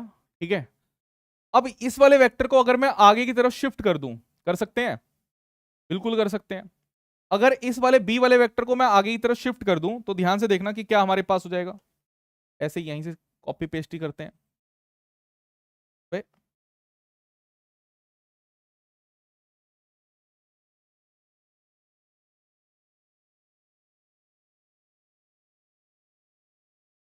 परफेक्ट आ गया, परफेक्ट, देख रहे हैं, परफेक्ट ड्रॉ कर दिया। ये बी वेक्टर है, हमने शिफ्ट किया है तो मैंने दूसरे कलर से इसे बना दिया, ठीक है। और ये जो येलो लाइन थी, इसी येलो लाइन को अगर हम एक्सटेंड कर दें आगे की तरफ, तो आप ऐसे एक्सटेंड कर सकते हैं आगे की तरफ। अब ये काम आपने किया, शिफ्ट कर दिया, ये बी एंगल मेरे पास बी रहेगा, ये ए वेक्टर इधर है, ये हमारे पास इधर का एंगल हम लेंगे कि ये एंगल हमारे पास है थीटा, ठीक है।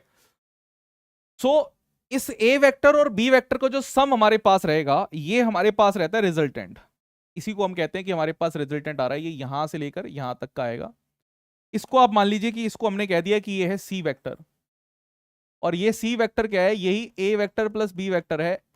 रिजल्टेंट ऑफ वेक्टर्स हम कह लें या एडिशन ऑफ टू वेक्टर्स कह लें।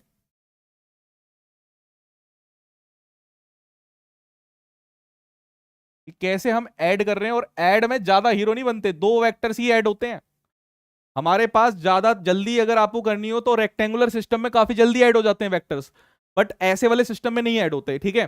तो आपको एडिशन ही हम कर रहे हैं, तो मैंने ए वेक्टर यहां लिखा, बी वेक्टर यहां लिखा, एक यहां पर भी कंस्ट्रक्शन कर लो, ये 90 डिग्री पे आया।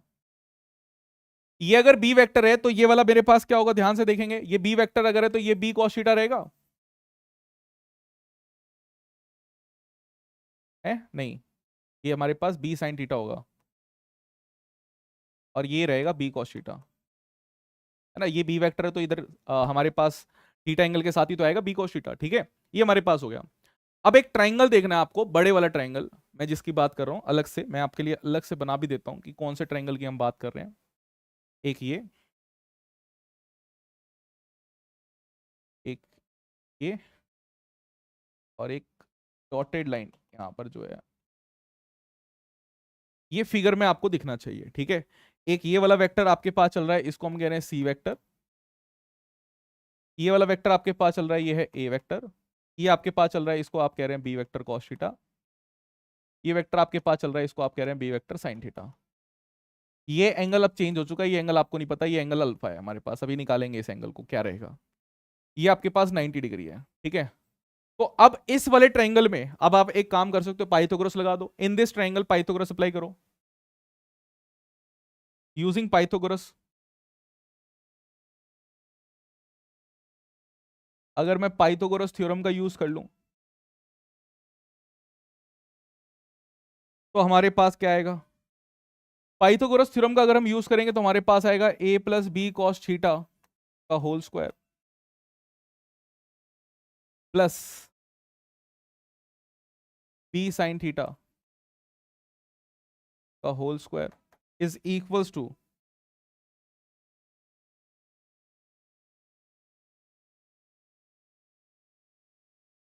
ये हमारे पास प्लस इज इक्वल्स टू, हमारे पास आएगा कि ये हमारे पास है सी स्क्वायर, ठीक है। सी अकेला है ना, तो सी स्क्वायर मेरे पास आ जाएगा। अब बस इसको ओपन करो, अगर आप इसे ओपन करेंगे तो आपके पास आएगा A square plus B square cos square theta plus 2ab cos theta plus आपके पास आएगा B sine square theta is equals to C square, ठीक है। और इसी को आप ऐसे लिख सकते हैं ए स्क्वायर प्लस बी स्क्वायर, मैं इस साइन स्क्वायर थीटा और इन दोनों को सेम एक साथ लिख रहा हूं, B square sine square theta plus cos square theta plus 2ab cos theta is equals to C square. ये sine square theta plus cos square theta आपके पास क्या होता है, 1 होता है, इसको आप हटा देंगे, ठीक है। तो आपके पास क्या आ जाएगा, आपके पास फाइनली जो सी की वैल्यू है, सी की वैल्यू आपके पास आ जाएगी under root A square plus B square plus 2ab cos theta, 2ab cos theta. ये हमें क्या दे रहा है, ये हमें मैग्नीट्यूड दे रहा है, ठीक है। ये वेक्टर हमें क्या दे रहा है, मैग्नीट्यूड दे रहा है। और अगर आप यहां से एंगल निकालना चाहें कि एंगल आपके पास कितना हो जाएगा, देखिए एंगल आप कैसे निकाल सकते हैं, टेन अल्फा आपको निकालना है कि टेन अल्फा आपके पास कितना है, ये आपको डायरेक्शन प्रोवाइड करेगा। टेन अल्फा क्या होगा भाई, ये वाली वैल्यू बी साइन थीटा, है ना, उसको मैं लिख सकता हूं कि मेरे पास क्या होगा B sine theta divided by, आपको क्या लिखना है, A plus B cos theta. ये दो चीजें आपके पास आ गई, ये वाला आपको मैग्नीट्यूड दे रहा है, ये वाला आपको डायरेक्शन दे रहा है। कभी भी आपसे कोई चीज पूछी जाती है तो मैग्नीट्यूड अगर आपको निकालना है, ये पहला वाला आपको मैग्नीट्यूड दे रहा है, कभी हमें मैग्नीट्यूड निकालना हो तो कैसे निकालेंगे, और दूसरे वाला ये आपको क्या दे रहा है, ये आपको डायरेक्शन दे रहा है।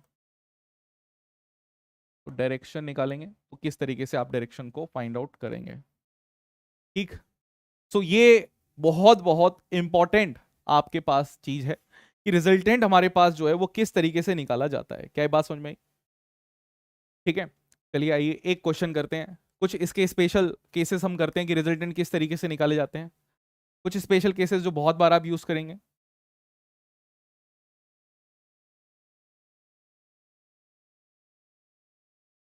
Find the resultant vector.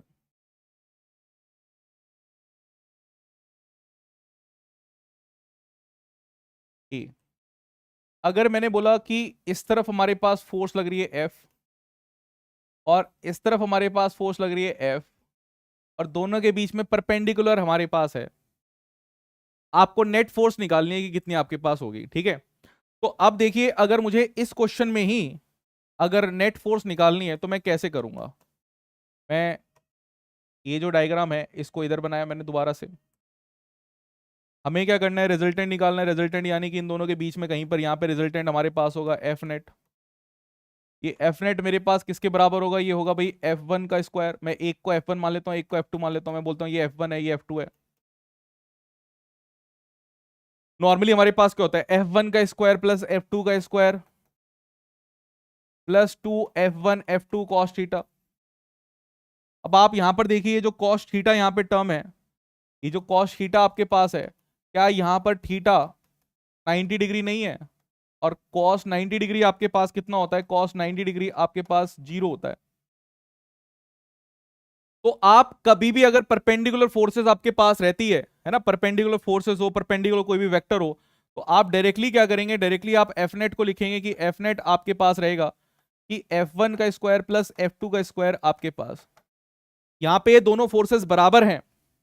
Perpendicular vector के लिए आप ये मान के चलिए कि परपेंडिकुलर वेक्टर अगर कभी भी रहेगा तो आप इस तरीके से रखेंगे, ठीक है। अगर आपके पास कोई भी परपेंडिकुलर वेक्टर्स आएंगे और उनके रिजल्टेंट आपको निकालने हैं कि क्या रिजल्टेंट आ जाएगा उन दोनों वेक्टर्स का, तो आप इस फॉर्मूले का यूज करेंगे। और दोनों हमारे पास सेम वैल्यूज हैं, तो मैं यहां पे लिख सकता हूं कि मेरे पास कितना आ जाएगा, √2f, है ना। दोनों सेम है तो हमारे पास √2f आ जाएगा। क्या बात समझे? ठीक है, डन है। चलिए, अब ये एक बहुत इंपॉर्टेंट रिलेशन था। कई बार हमारे पास ये परपेंडिकुलर फॉर्म में चीजें आती हैं। इसी का एक दूसरा भाई है जो हमें कई बार दूसरा दिख जाता है, उसको भी करते हैं साथ के साथ।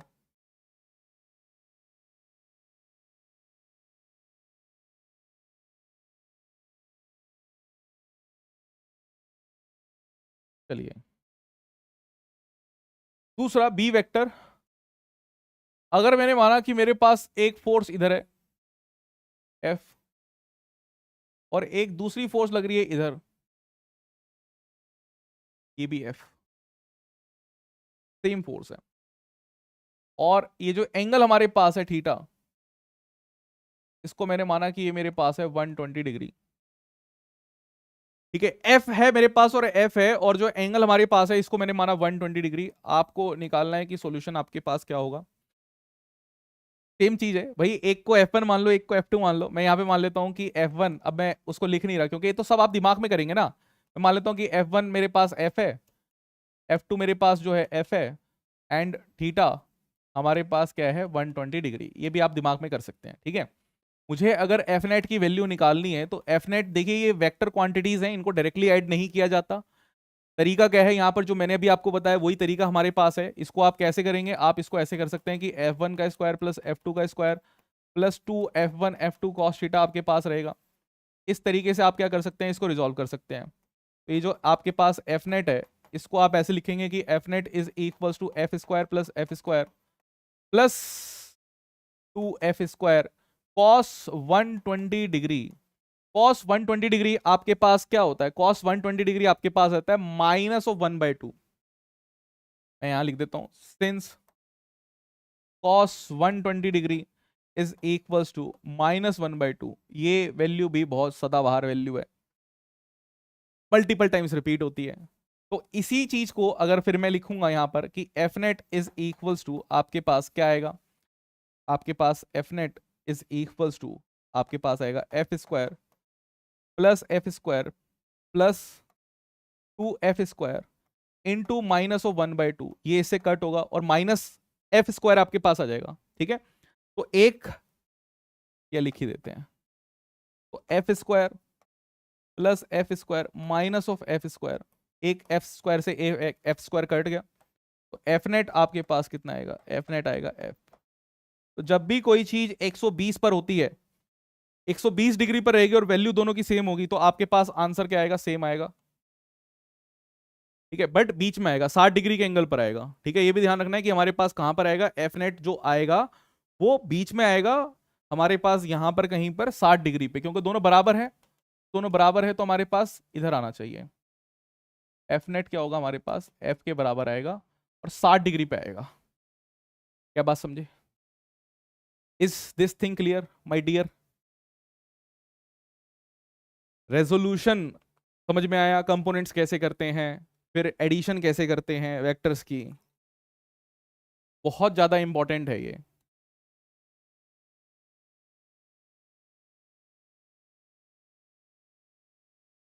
ठीक है, चलिए, अब इतनी चीजें अगर आपको आ गई है, एक चीज मैं और करवा के जाता हूं, फिर उसके बाद आगे चलेंगे। ठीक है, रेक्टेंगुलर कंपोनेंट का भी देख लेते हैं कि कैसे मैग्नीट्यूड निकालते हैं रेक्टेंगुलर कंपोनेंट का। प्रोडक्ट वाले काम फिर हम कल कर लेंगे, ठीक है।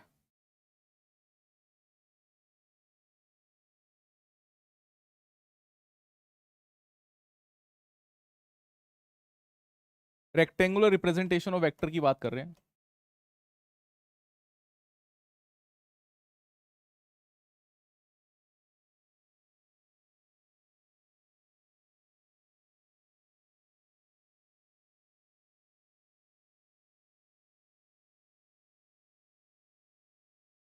तो फर्स्ट एंड फॉरमोस्ट थिंग कि कोई भी अगर हमारे पास वेक्टर है, तो उस वेक्टर को हम ऐसे रिप्रेजेंट करते हैं, x I cap plus Y J cap plus Z K cap. ठीक है, इस तरीके से हम उसको रिप्रेजेंट करते हैं किसी भी वेक्टर को। ठीक है, अब वेक्टर में हमें पता है कि दो चीजें होती हैं, एक होता है मैग्नीट्यूड, दूसरी होती है डायरेक्शन। एक होता है मैग्नीट्यूड, एक होती है डायरेक्शन। अब इस वेक्टर की रिप्रेजेंटेशन में तो दोनों आ रही है हमारे पास। अब कैसे इनको भी अलग किया जाए, क्योंकि हमने तो पहले देखा था कि कंपोनेंट्स कैसे करते हैं, जब हमारे पास ज्योमेट्रिकल रिप्रेजेंटेशन में कि इस तरफ लेके आए थे, एंगल्स निकाल के कॉस थीटा साइन थीटा हमने कर दिया था। तो ये हमारे पास क्या है, एक वेक्टर है। अगर ये वेक्टर है तो इसके अंदर दोनों चीजें हैं, है ना, इसके अंदर मैग्नीट्यूड भी है, इसके अंदर डायरेक्शन भी है। मैं ये बोल सकता हूं कि इसके अंदर मैग्नीट्यूड भी है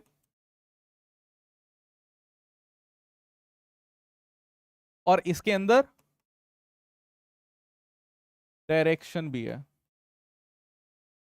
ठीक है, मैग्नीट्यूड भी है, डायरेक्शन भी है। अब देखिए, अब यहां से ध्यान दीजिए कि आपके पास, अब यहां पे हमने क्या किया, अगर मुझे सिर्फ मैग्नीट्यूड चाहिए कि इस वेक्टर का मैग्नीट्यूड क्या होगा, मैग्नीट्यूड ऑफ वेक्टर, तो मैग्नीट्यूड किस तरीके से लिखा जाता है, मैग्नीट्यूड अगर हम लिख रहे हैं तो इस तरीके से हम लिखेंगे पहली बात तो। ठीक है, मैग्नीट्यूड के लिए ऐसे दो डंडे आप खड़े कर देंगे कि ये मैग्नीट्यूड है हमारे पास, पहली बात। और ये काम करने के बाद आप इधर की तरफ जो भी आपके पास अंदर टर्म्स हैं इनका स्क्वायर करेंगे और फिर रूट कर देंगे, स्क्वायर करके ऐड करेंगे और रूट कर देंगे, आपके पास वैल्यू आ जाएगी। ठीक है, x² plus y² plus z², ये आपके पास वैल्यू आ गई।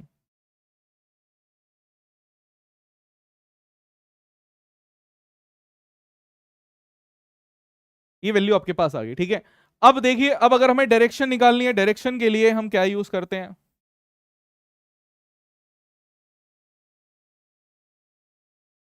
अगर हमें डायरेक्शन निकालनी हो तो डायरेक्शन के लिए ये मैग्नीट्यूड हमने निकाल लिया, ये वेक्टर आपके पास था, ध्यान से सुनेंगे।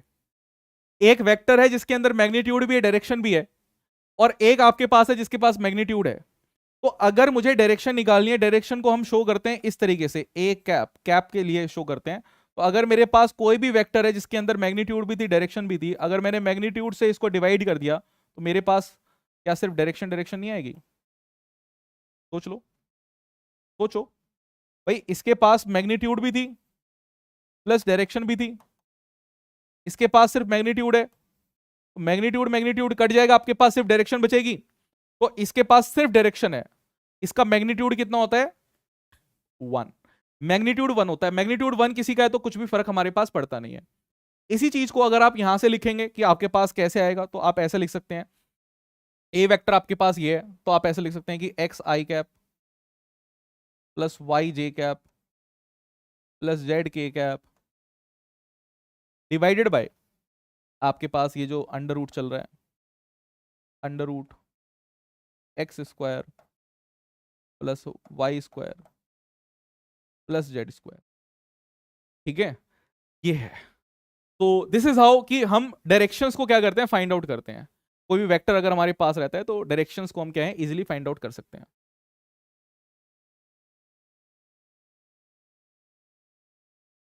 क्या बात समझे?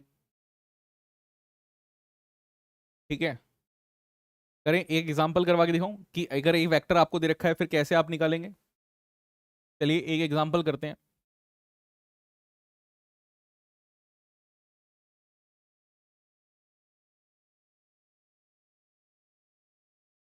एक एग्जांपल, अगर मैंने बोला कि मेरे पास एक ए वेक्टर है 2 i कैप 3j कैप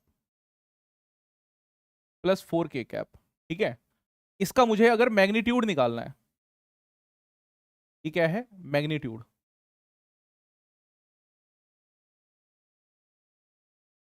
तो मैं यहां पे क्या करूंगा भाई, जो भी टर्म्स दे रखी है उनका स्क्वायर कर दूंगा और ऐड कर देंगे, और टेंशन नहीं है, माइनस में भी रहेगा तब भी आपके पास स्क्वायर करके ऐड करना है। तो ये आपके पास कितना आएगा, 4 + 9 + 16 √29 आ जाएगा। ठीक है, और डायरेक्शन फाइंड करनी है,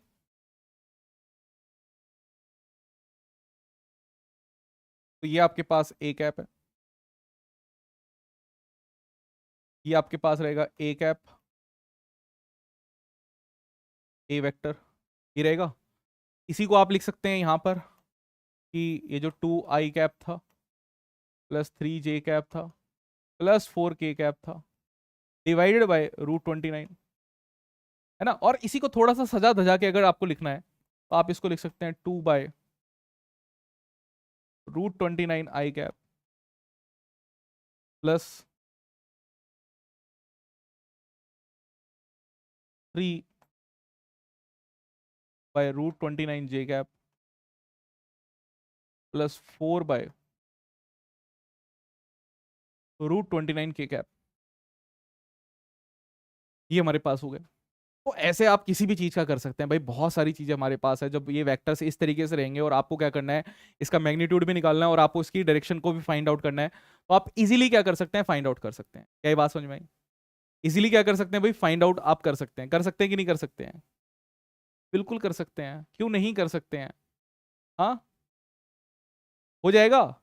चलिए अब हमारे पास एक चीज रहती है, एक और मैं लास्ट चीज आपको करवाता हूँ, फिर नेक्स्ट क्लास में सिर्फ हमें प्रोडक्ट करने होंगे। एक वेक्टर हमारे पास होता है जिसको कहते हैं पोजीशन वेक्टर।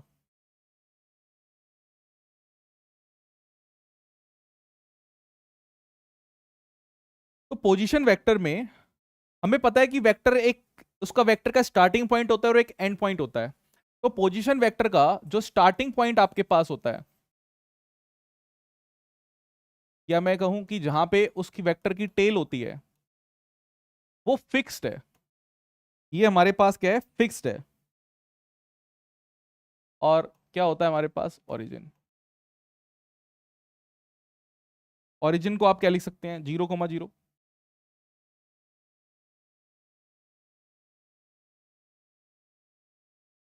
ठीक है, एंड पॉइंट आपका कुछ भी हो सकता है।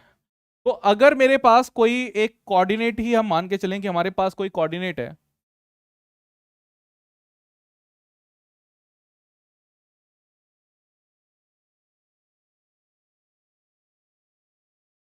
ये एक्स एक्सिस हमने माना, ये वाई एक्सिस, ये जेड एक्सिस। ठीक है, रेफरेंस पॉइंट हमारे पास ये है। कोई भी पॉइंट मैं यहाँ पे लेके चल रहा हूँ कि मैंने मान लिया कि कोई एक पी पॉइंट यहाँ पर है, मान लेते हैं। इसका कोऑर्डिनेट जो है वो एक्स वाई जेड है, और मुझे वेक्टर निकालना है तो मेरे को यहां से रेफरेंस लेना पड़ेगा। ठीक है, ये मेरे पास ओ पॉइंट है, तो मैं यहां पर अगर इस ओपी वेक्टर को लिख रहा हूं तो ये ओपी वेक्टर मेरे पास क्या है, जिसका फाइनल पॉइंट ये है, इनिशियल पॉइंट ये है। ठीक है, सो इस वेक्टर को हम कैसे लिख सकते हैं, इसी वेक्टर को हम लिख सकते हैं कि ये क्या है, x I cap Y J cap plus Z K cap. क्या बात समझे? अब पोजीशन वेक्टर के अलावा हमारे पास एक और वेक्टर होता है, जिसको हम कहते हैं डिस्प्लेसमेंट वेक्टर।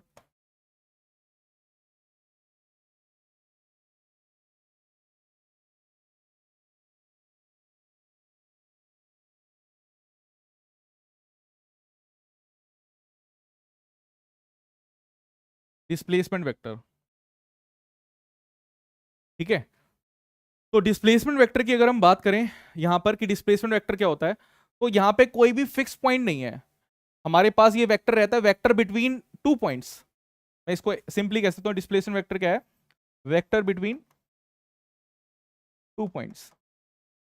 दो पॉइंट्स आपके पास होंगे, उन दोनों के बीच में वेक्टर है।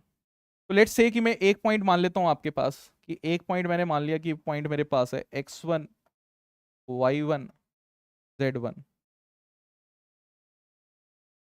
ठीक है, इसको ए पॉइंट मान लेते हैं, और एक पॉइंट मेरे पास है बी, ये x2 y2 z2। ठीक है, और ए से बी तक हम जा रहे हैं, ए से बी वेक्टर तक हम जा रहे हैं। तो अगर मुझे ए बी वेक्टर निकालना, ध्यान से देखना कि ए मैंने इनिशियल पॉइंट लिया कि कहां से स्टार्ट हुआ है, टेल है, और बी वेक्टर मेरे पास क्या है, हेड है। तो ए बी वेक्टर अगर हम निकाल रहे हैं तो जिस पॉइंट पे आप पहुंचे हैं उसको रेफरेंस लेके x2 माइनस एक्स करेंगे, तो आपके पास रहेगा ये x2 minus of x1 I cap plus, थोड़ा सा छोटा कर देते हैं, ठीक है, plus y2 minus of y1 J cap plus z2 minus of z1 के कैप।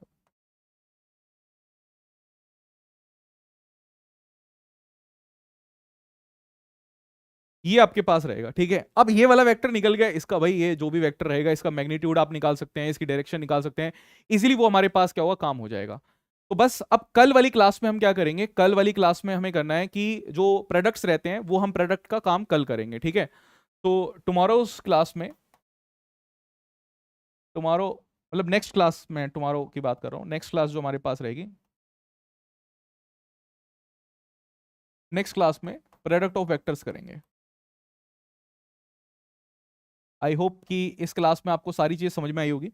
अब क्लास अगर अच्छी रहती है ना तो यार एक बार टीम को बता भी दिया करो कि यार सर ने जो पढ़ाया था बहुत गजब पढ़ाया था, समझ में आ गया था सब कुछ, है ना। और अपने सॉल्व कर लेना डीएसए प्रीवियस ईयर क्वेश्चन जो उसको सॉल्व कर लेना, नीट के पीवाईक्यूज भी मैं डाल दूंगा जिसमें वेक्टर्स हमारे पास यूज हो रखे हैं। मोशन इन प्लेन में बहुत सारे क्वेश्चन आ रखे हैं वेक्टर के ऊपर। ठीक है, बस आज की क्लास यहीं पर रखते हैं, फिर नेक्स्ट क्लास में हम इस क्लास को यहीं से स्टार्ट करेंगे। एंड जो लोग ज्वाइन कर सकते हैं, जिन्होंने लाइव वाला बैच लिया है, आई वॉन्ट देम कि वो लाइव ज्वाइन करें, बाद में रिकॉर्डेड मत देखिए। ठीक है,